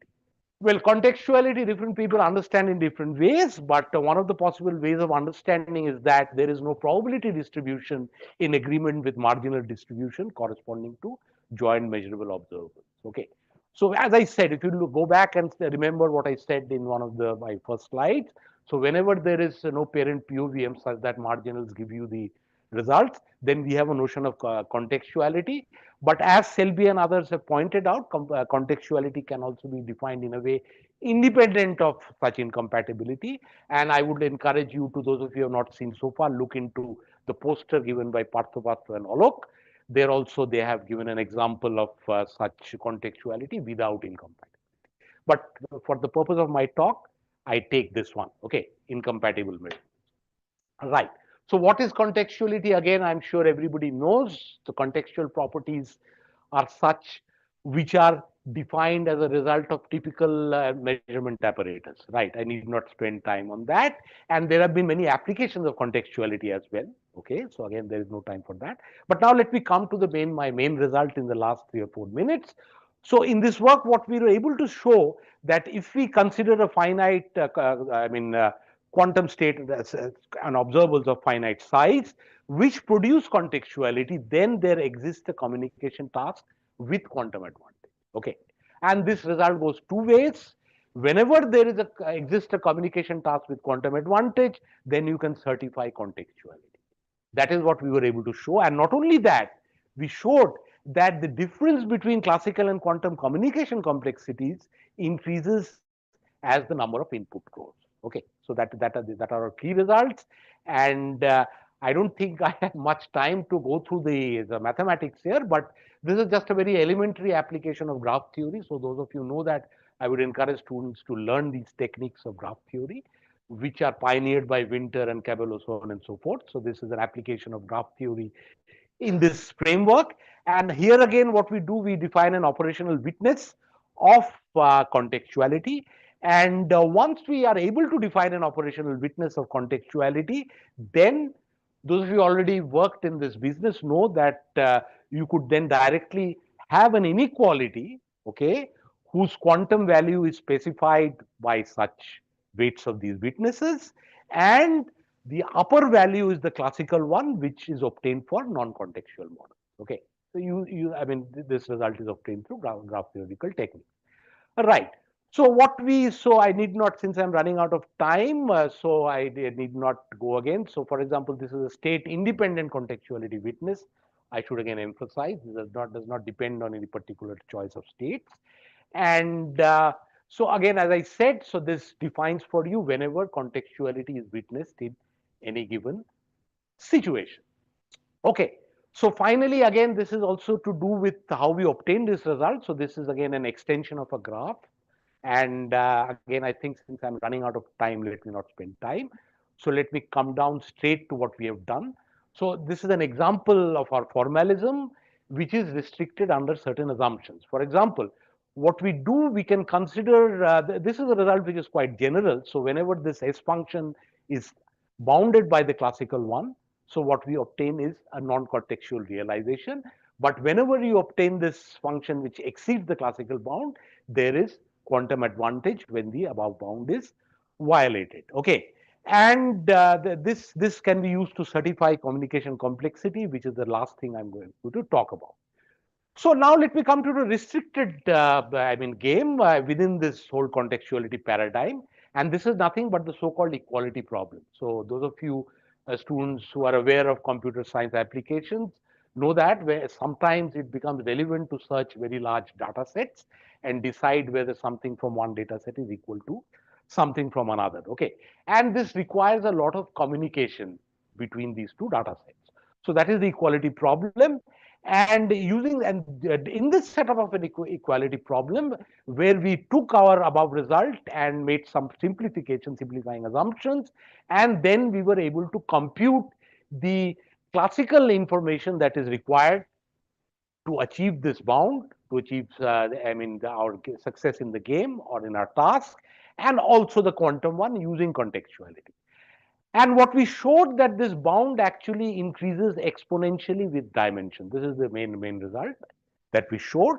In other words, the gap between classical and quantum complexities increases with dimension. And again, as an example, how much increase is possible. So we actually took into account several other contextuality formalisms, which were, I mean, given or in the literature much before our work. So given by various people, Perez, etc. And you see that the dimension here is one, the dimension of the quantum state is here. And the difference between classical and quantum communication complexities is huge, of the order of 10 to the 30, and in this case, 10 to the 80. And not only that, so you would tell me, okay, fine. So what is the use of such a formalism? Are there any applications? Again, the answer is yes. I would like you to look into the paper. So we are again able to, whenever, if you give me any contextuality scenario, I can define for you a QKD protocol with, first of all, it is a QKD protocol, so it shows there is quantum advantage, but it is also a secure QKD protocol. So that is also there in the paper, which I am unable to show. So finally, let me come to the conclusions. And so what I've been able to, as I said at the outset, my vision is very narrow in this talk. So I've tried to convince you that it is quantum measurements which drive quantum communication. And in the process, I've demonstrated a couple of results for you. That is, measurement incompatibility is a fundamental quantum resource for non-classicality in communication tasks. And very easily you can see the example in the prepare and measure scenario, but it also holds in the presence of entanglement. Okay. And then what we showed is the violation of the classical bound of any communication task is sufficient to witness measurement incompatibility. And we actually showed this result in also using an operational approach, which enables us to classify such incompatibility under various kinds of real world imperfections, such as coarse graining of outcomes, convex mixing of measurements, environmental noise, so on and so forth. And the last thing, which I did not have time to explain much, is our work on contextuality. What we showed is that any quantum state and observables which produce contextuality is actually equivalent to quantum advantage in communication. So this result goes either way. And not only that, as the number of inputs increases, the ratio between classical and quantum complexity increases, communication complexity increases polynomially in general, okay? And it can be exponential in certain cases. And this is significant for several examples. For instance, the equality problems, which I briefly showed you.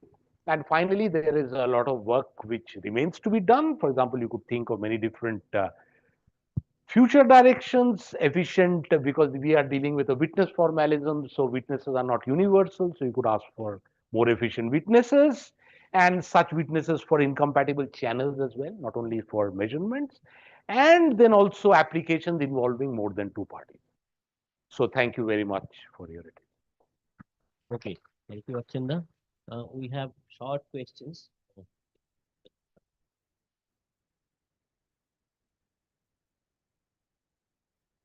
In the beginning, you talked about temporal correlations Yes. being advantageous in RAC. So you have shown that in Raphael Chave's paper, it is shared randomness plus measurement incompatibility. But you have shown it's only measurement incompatibility alone will be good.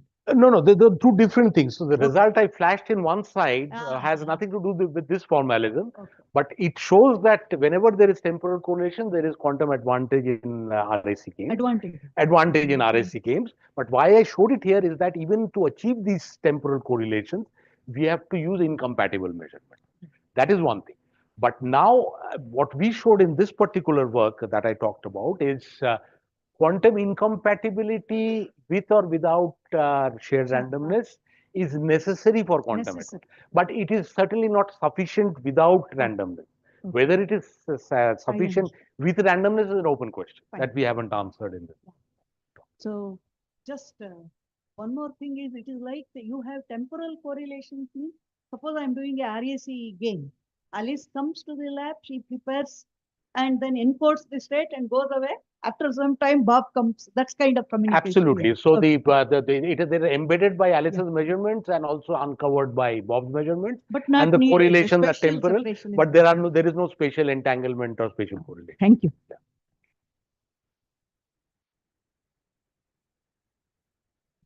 Any other question? Okay. Maybe I'll just ask one. So this may not be directly related to that. So people talk about measures of incompatibility. So one can look through contextuality, well violation, etc. So what, in your opinion, should be the appropriate one to capture incompatibility? Yeah, so there is no appropriate measure. So, but one of the measures is suggested by us using the value of the witness function, which I showed for you. There could be other measures, for example, something I was not able to show to you due to lack of time. So you can study this in the both the device independent framework as well as in the semi-device independent framework. For example, you could see demonstrations for such exactly device independent operational witness. Again, this witness in terms of violation of belt type inequalities, in this case CGLMP inequalities. So the magnitude of violation will give you a measure. And in the semi-device independent framework, the magnitude of, I mean, basically the RSC, the magnitude of violation, magnitude of quantum advantage obtained by RSC. But more generally, it is one of the measures could be given to you by the witness itself. There could be other measures also, but there cannot be, there is no universal measure so far as the theory. Okay. Thank you. So let us thank the speaker. Next speaker is Dr. Alok Pan from IIT Hyderabad.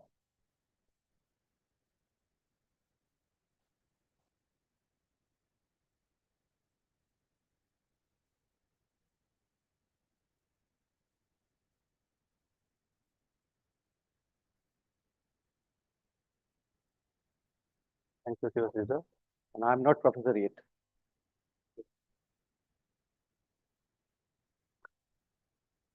Yeah. Okay, let me first thank Pankaj for inviting me here, for giving the talk. And that's a nice hospitality. Any, which one to take?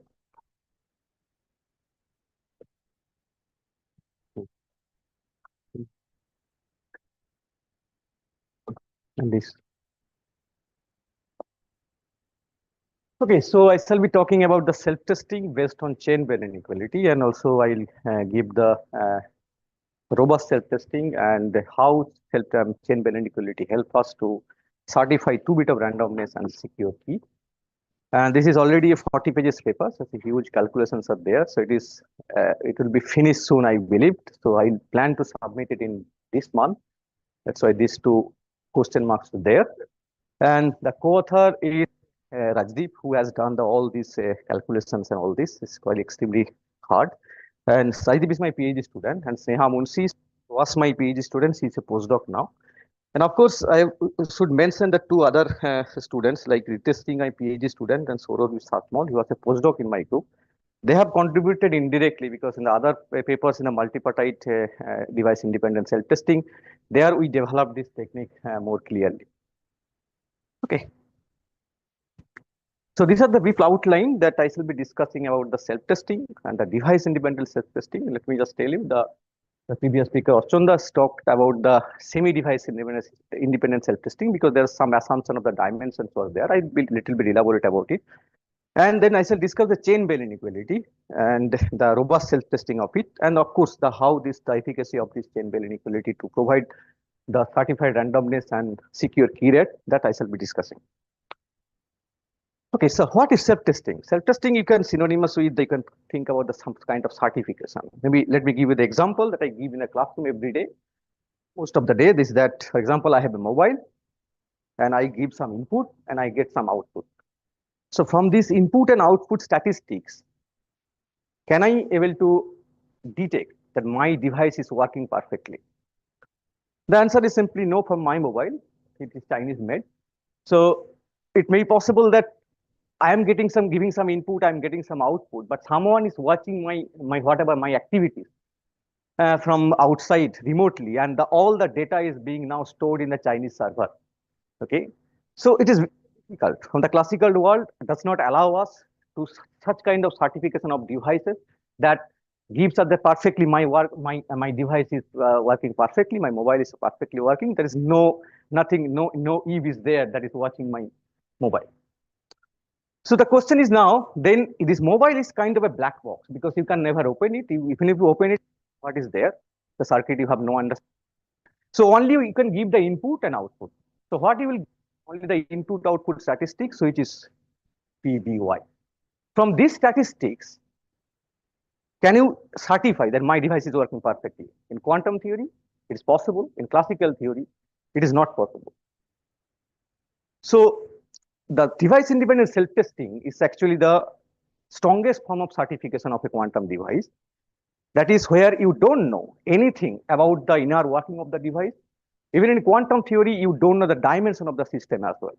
So you have no idea about the dimension, no idea about the device. But still, you want to certify your device. The question is, if I have a single device, that only one device, I'm giving input and output, can we certify it? You can certify it as Harchanda also told, that is, you can certify it, but I would say it's a device independent, not a device independent certification, because there will be assumptions there. So it's a semi-device independent certification. It's equally open. So if I go to the quantum theory, so in quantum theory, how you can calculate it? I have an observables and it's a state, and I can get outcome. For simplicity, I took the dichotomic observable plus minus 1. So it's simple thing, you can calculate, the probability is calculated through the bond rule, trace rho BY. The question is whether I can mimic, wait, sorry, back. Okay, both are same. Where's the back? Ah, this one is back. Okay, okay. Yeah. So for a single setup, what I can, how can I expect, how can I see that is my device is actually quantum or not? So we need a classical. So classically, it can be defined in many different ways. So today I'm taking is this a lambda model.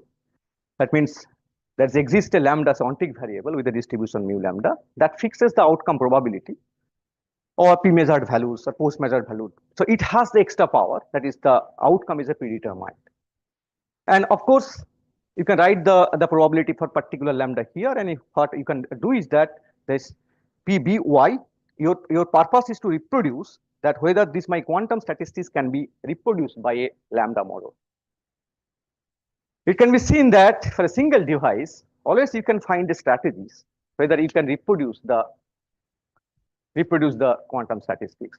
Most famous example, the Johannes Bell give, historically is very, very important in his 1964 paper. That's a very important result was there, that any quantum qubit statistics that can be mimicked by a hidden variable model or lambda model. Not only this one, there's a deterministic hidden variable model can mimic this qubit result. So certification can possible only, but I'm not going to the much details of this. Certification only possible when you have a two black boxes, and also entanglement is in. So now we have two black boxes. I took a simplest scenario where this Alice is receiving 2 input and Bob is receiving 2 input, and all the outcomes are dichotomic. In such a scenario, this is famously called the Bell experiment. The experiment, we know it, and Sudhara said it's a CHSH experiment. Closer is very important now because it got a Nobel Prize. Okay, so I'm not giving all the references, but this is a nice review for this self-testing of quantum states and devices. So you may look at it. So here in the quantum theory, we calculate we use the bond rule, and again we have a realist models and this locality assumption, all these things I think you guys know. So that can the main idea is that whether such a model can reproduce quantum statistics or not. That's the important question. So this is the reproducibility condition. This is a quantum statistic. I want to reproduce by the lambda model. If I can do it, then definitely it's a classical. There is no point of discussing it. If it is not, then this quantum statistics is something different. I can make some self-testing from here. That gives some advantage. So I directly go to the CHSH inequality, the most famous and most simplest one, that there are Alice is measuring A1 and A2, Bob is measuring B1 and B2, and they are spatially separated. All these things you know. So in a local realist model, you get this value is 2. And quantum mechanically, if you just Google it, you can find this statistics, this settings and entangled set everywhere. So you take this A1, A2 this way, B1, B2, the sigma X, sigma Z, and take a maximally entangled state, you will get the 2√2 value. That is commonly discussed in everywhere. So it is greater than 2. That means this quantum mechanics is beating local realist models.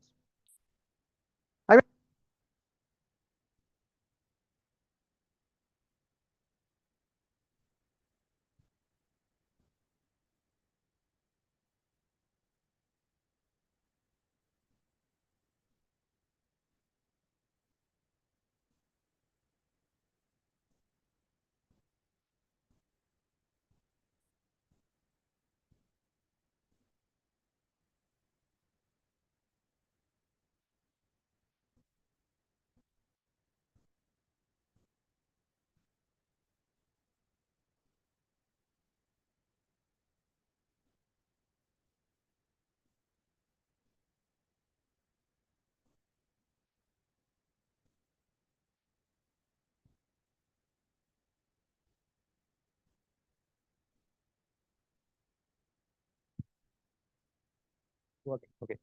So yeah, let me go to the next slide.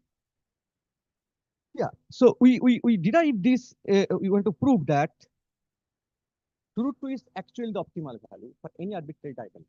For this, we introduce this sum of square approach. This is sum of square is written somewhere. Okay. So for this, we introduce a positive operator eta, which can be written in this peculiar form. This is omega 1, L1, dagger L1. So here omega and omega 2 are positive operators, and L1, L2 are defined in the following manner. And of course, L1 dagger L1 and L2 dagger L2 positive operators. So it's a positive operator. What we get from here, so we put this L1, L2 in this eta, and we find, okay, this omega and omega 2 is defined as a norm like this. There is mod A1 plus A2 and A1 minus A2. So if we write it, this eta can be written in this particular form. No, yeah. No, it's okay. So this particular form, it can be written. Okay, so the delta is the Bell function. Now it's very simple because it's a positive operator. So that means the optimal value can be obtained when this you have to do the maximization over omega 1 and omega 2. So omega and omega 2 are the functions of A1, A2 only. So it is simple to maximize. And you will find that this A1 and A2 has to be mutually anti-commuting. And since this means mutually anti-commuting, that omega and omega 2 value is simply root 2. So that gives me the theory. And alternatively, by using this relation, you see that when this has to be 0, there has to be 0 to get the optimal value. That simply says that you get a relation between B1, Alice is observable, and Bob's observable. It is simple to prove that B1, B2 is also anti-commuting. I'm giving a little bit detail, not deeper, of course. So what we get here, that A1 is anti-commuting, B1 is anti-commuting, and that gives me the theory. And interestingly, the whole derivation, I never mentioned the dimension of the theory. So this is a dimension independent optimization of Bell inequality. And you can write the state is little complicated. You can write the state as well. It's a maximally entangled state, can be proved. Intuition is there. If you write from A1 plus A2 here by root 2 here, that gives you observable. Okay. At some point, you need that the state you are considering, that the eigenstate of two commuting observable. From there, you can actually construct. That means this is a pure state. From there, you can construct this state. This one, this is a pure state, and to write a pure state in D dimension, you need this square number of mutually commuting observables, and that is given here. The identity with commuting it all the Bi tensor product Bi, all are the commuting observables. So in this way, you can find that there is no dimension required. You know nothing about it. You just get the root 2 value. Dimension.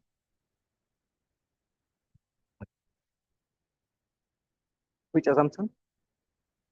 Two outcome, yeah. Bell scenario is defined in two outcome. If you really want to do the SOS for the arbitrary outcome, no, it is impossible. It's difficult, extremely difficult. Even all Bell inequality can be done SOS. No, it is not. Very few Bell inequality can be done SOS. When you can do the SOS, that's very interesting. Otherwise, you have to do the other procedure for the optimization.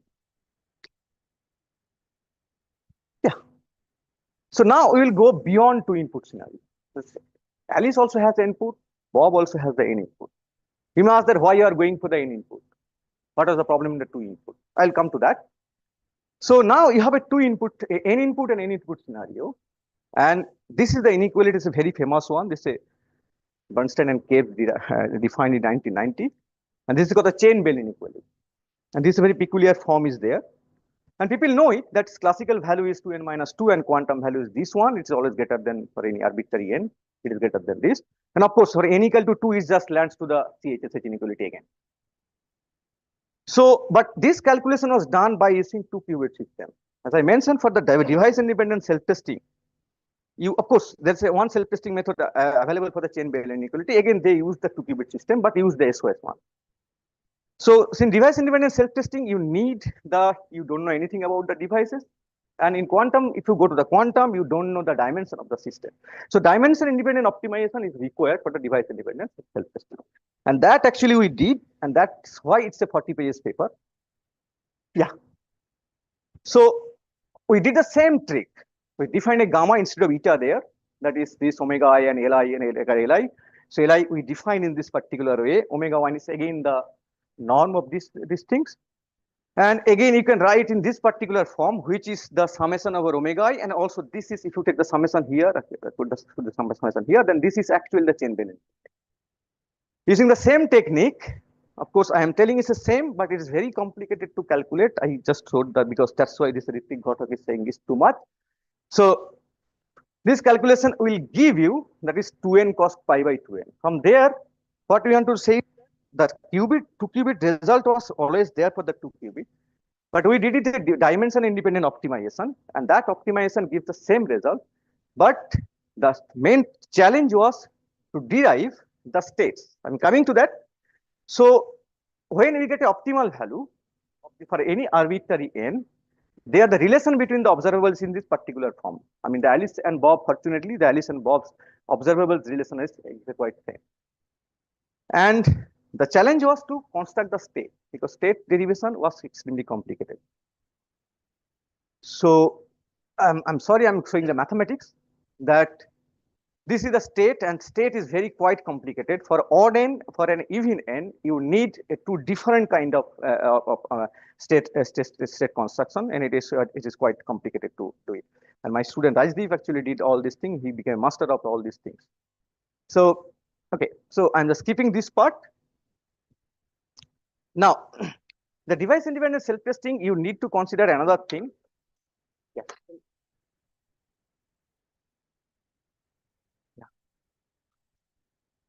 I don't know. It's D. Dimension is independent. Ah, really? Yeah, I will see. Yeah. So what you did there?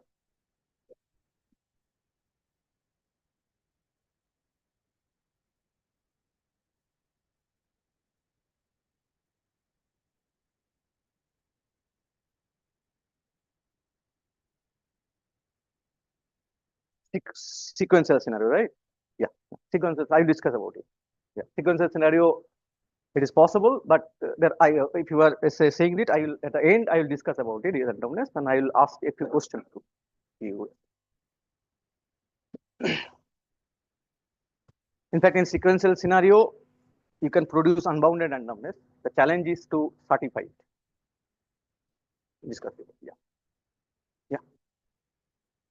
Okay, so one more thing is that there may exist, because you have to prove this. I already proved in dimension independent way, but you have to prove one thing is that for the self-testing, that there may exist a local ancillars between Alice and Bob side, and there may exist some additional ancillary unitary evolution. So in this way, if you consider the most elegant way to do it is that the swap circuit method. This is another motivation of that also, that the thing I discuss here up to here, this is psi AB is actually the original self-testing or original rho AB I defined. So this is a reference experiment. So this is a physical experiment. But what you can do is that you can mimic that. For example, you have a local ancilla in the Alice side and Bob side. You can find some suitable unitaries so that you can mimic the result of a physical experiment to the reference experiment.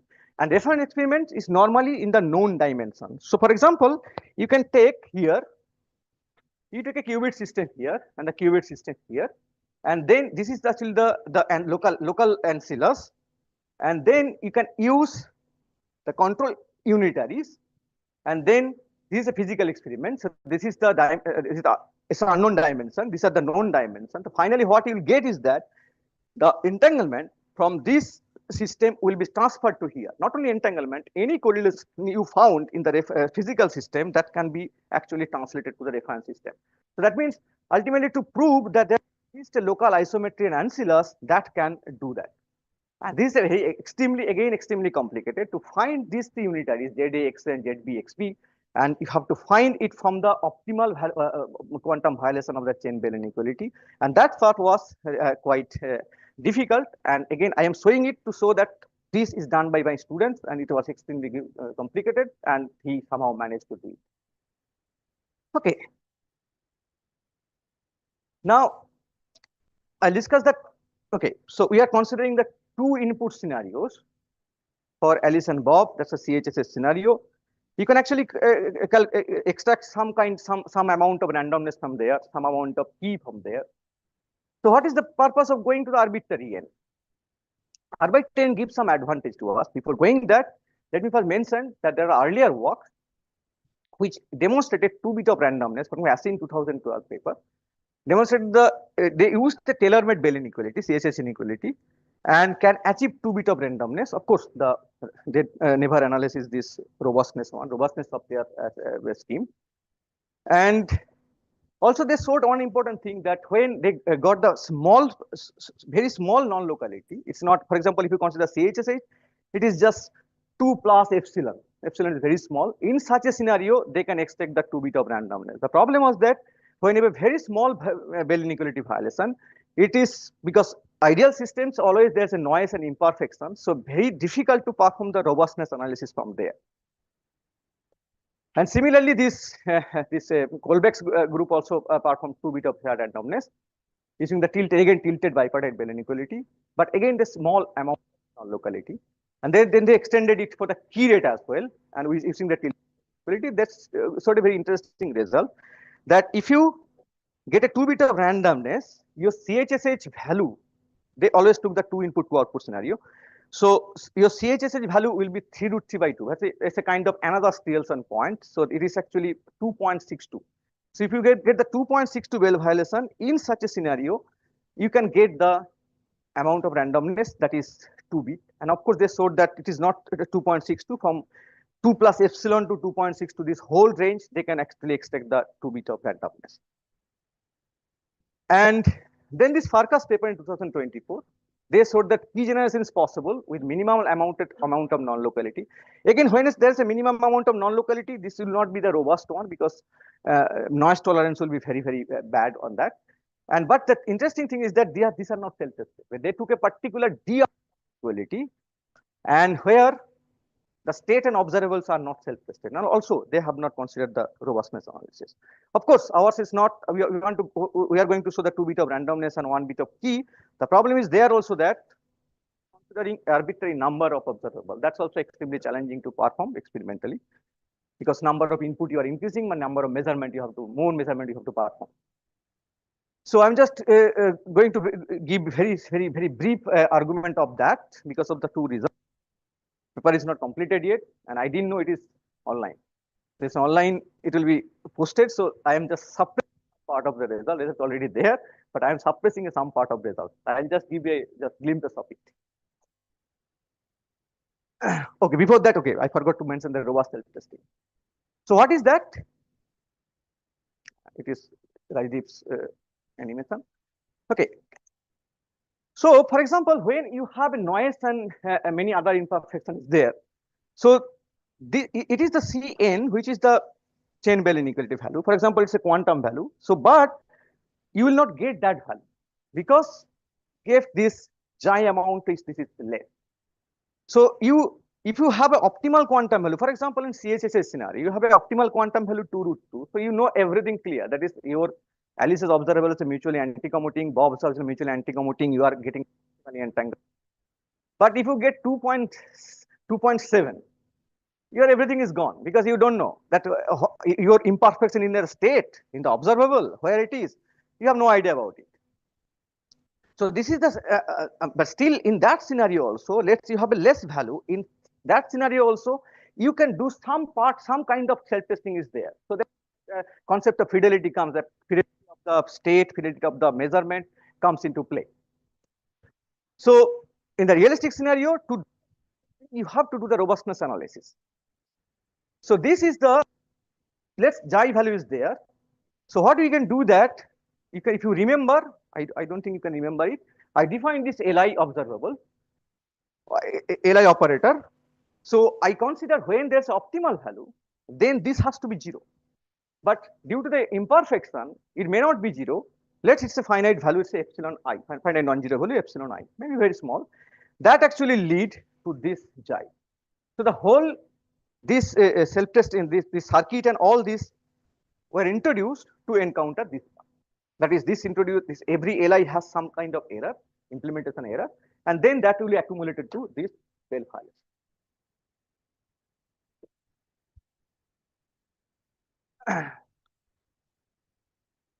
So we certify the randomness is a minimum amount of randomness, that's a maximum amount of randomness. Maximum amount of randomness you do for a particular scenario. That's a particular choice of observable. Some cases you get this 2-bit of randomness. So if you increase the n for an arbitrary very large n, you get the 2-bit of randomness. And minimum randomness is here, and it is actually with n it is decreasing, but maximum amount of randomness you can increase when you get the arbitrary n. And also we calculated this secure key rate by the Debate-Winter bound. If you calculate the key rate, then it is found that if you increase the n, the key rate is going to be perfectly 1.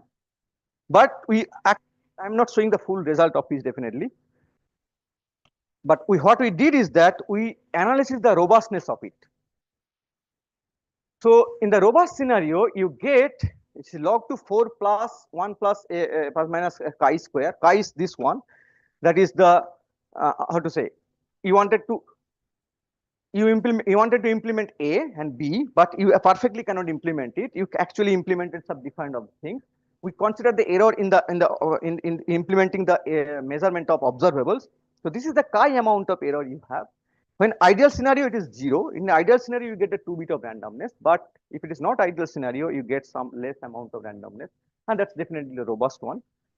And similarly for the key rate, this calculation is also very tricky, and in the robust scenario it's quite tricky calculations there. But we have some important things because we did the SOS. So from the SOS relation it was quite straightforwardly can be calculated. If you cannot do the SOS, this is very difficult to calculate. So we actually calculate the robustness of our key, and then it's a chi value is inside, you can see. So for chi equal to 0, and it will give you 5 minutes. I'm done. So chi equal to 0, you can get exact perfect key for an arbitrary large value of n. So what we did? We did that we optimized the chain Bell inequality. I mean the quantum violation of the chain Bell inequality without assuming anything. There's no assumption on the dimension and no assumption of the inner working of that. And for this, and also we found the swap circuit for that. For the implementation, swap circuit is very important to get the robustness of the of your all the protocol, the random generation or key distribution protocol that was required. And of course, then we derived the robust randomness, certified randomness, and robust secure key rates from there. Okay. And thank you.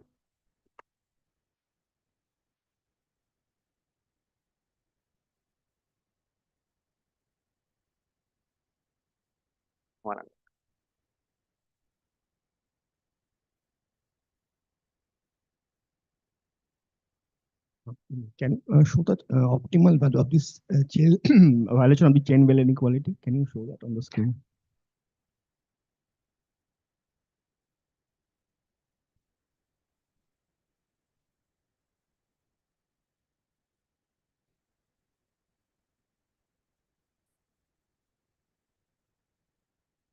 This is function of n independent of t, right?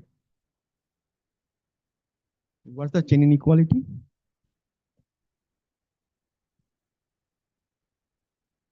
And is it different from this Gibbs inequality? No. The same inequality. Yeah. Okay.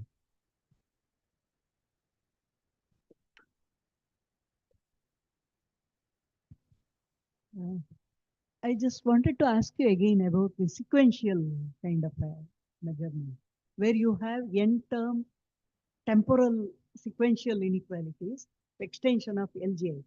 So in such a case, what would be your results be? Can you comment on that? Same. One thing. Result Same will remain same. Because I wanted to also ask you about the imperfections that you mentioned in the later high value. So would that high value be related to measurement incompatibility in some way? Because you have talked That that can be done. the origin is different. This origin of chi, that is coming from your how you implement the measurement. Right. Okay. Right. So you have some kind of observables you have. Right. Okay. Right. Interesting thing is that here if you optimize it for the CHSH you need the mutually anti-commuting observable. Okay. But here it is not. All because see how it is? Not that let me just show you. Last slide you showed See, CI minus. This is a particular relation they have to. Right. It is Right. not mutually anti-commuting. The observables are Okay. not anti-commuting. So definitely, of course, as Archandra said, incompatibility is required, but too much incompatibility is not. Yeah. Okay. Because if you had taken a steering inequality, there would be a Yeah, right that's a one-to-one. measurability. And then one would be able to check these things in a better way, is what I thought. For example, I'm taking a D dimension. Okay, so the D dimension means you have an infinite number or unbounded number of anti-commuting observables. Right. But still, you don't need them. If you take, then it will not be optimized. But that would tell you if you had restricted to a D equal to 2, where you can see everything clearly, then extend it to D. Okay, thank you.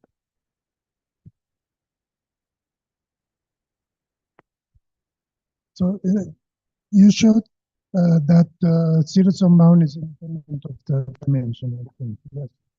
But you had some strange condition on the observable. So maybe I misunderstood. Let me go back.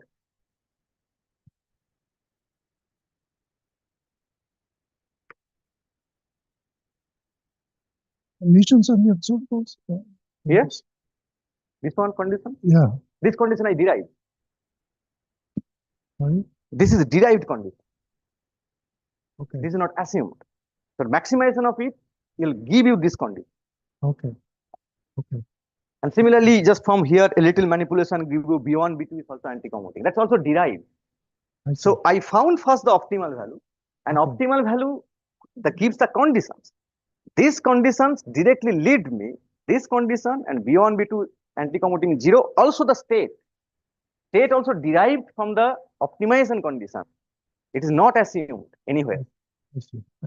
Maybe you can say I start from the linear vector space, I derived this one. Later I found in quantum theory also I can get some states and observable. If you don't mention about the quantum theory, it doesn't matter much. Thank you. I'm coming.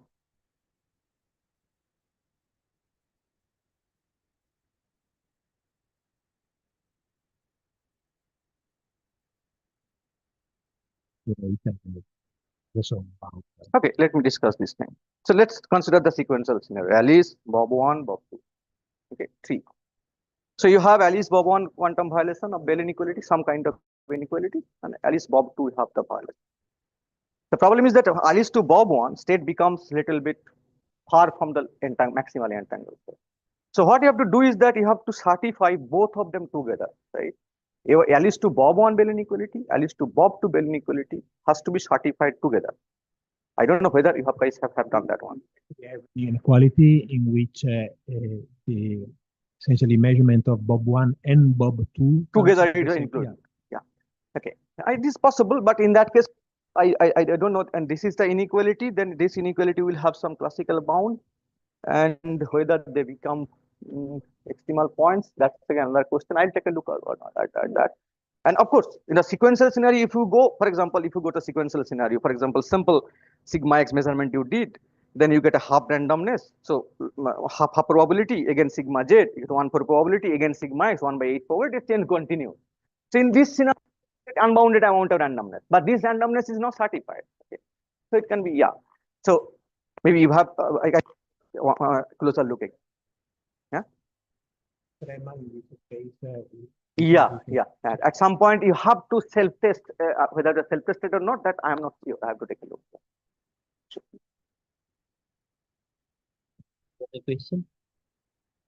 Okay, maybe I missed this thing, this SOS, the sum of squares. So I know the Sirelson's too. It talks about dichotomic operator in the Bell-Siege scenario, and it can be proved without assuming anything about the dimension of the individual system. I mean, apart from it being fine.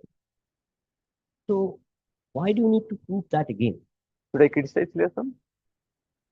No. This what is the you have taken the Bell. And I'm asking you, should I criticize Telson Found? Yeah. Okay, I don't know. good. I mean, because Good. I think. So let me tell you one thing I there. think the proof is Let me wrong. write it. Yeah, then.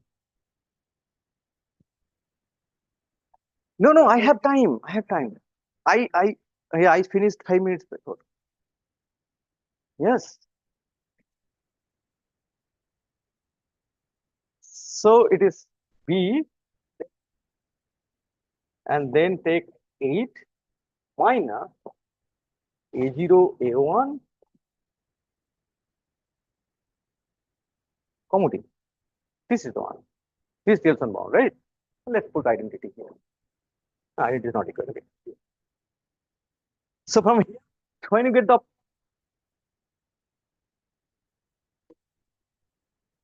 zero, right?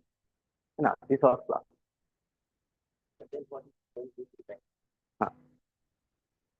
So I forget the thing, but the thing is that they are the observer coming as a commuting, not as an anti. Okay, but one problem is there. You cannot derive the state from here. Yeah, state cannot be derived.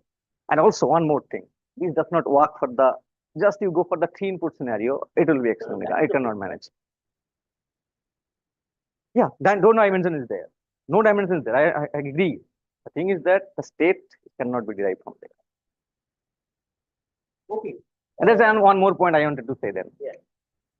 When you go for the self-testing, you need this sum of squares decomposition. Otherwise, it is very difficult to. It is related to convex optimization problem as well. Yeah. Dimension. Yes. So let us hang this figure.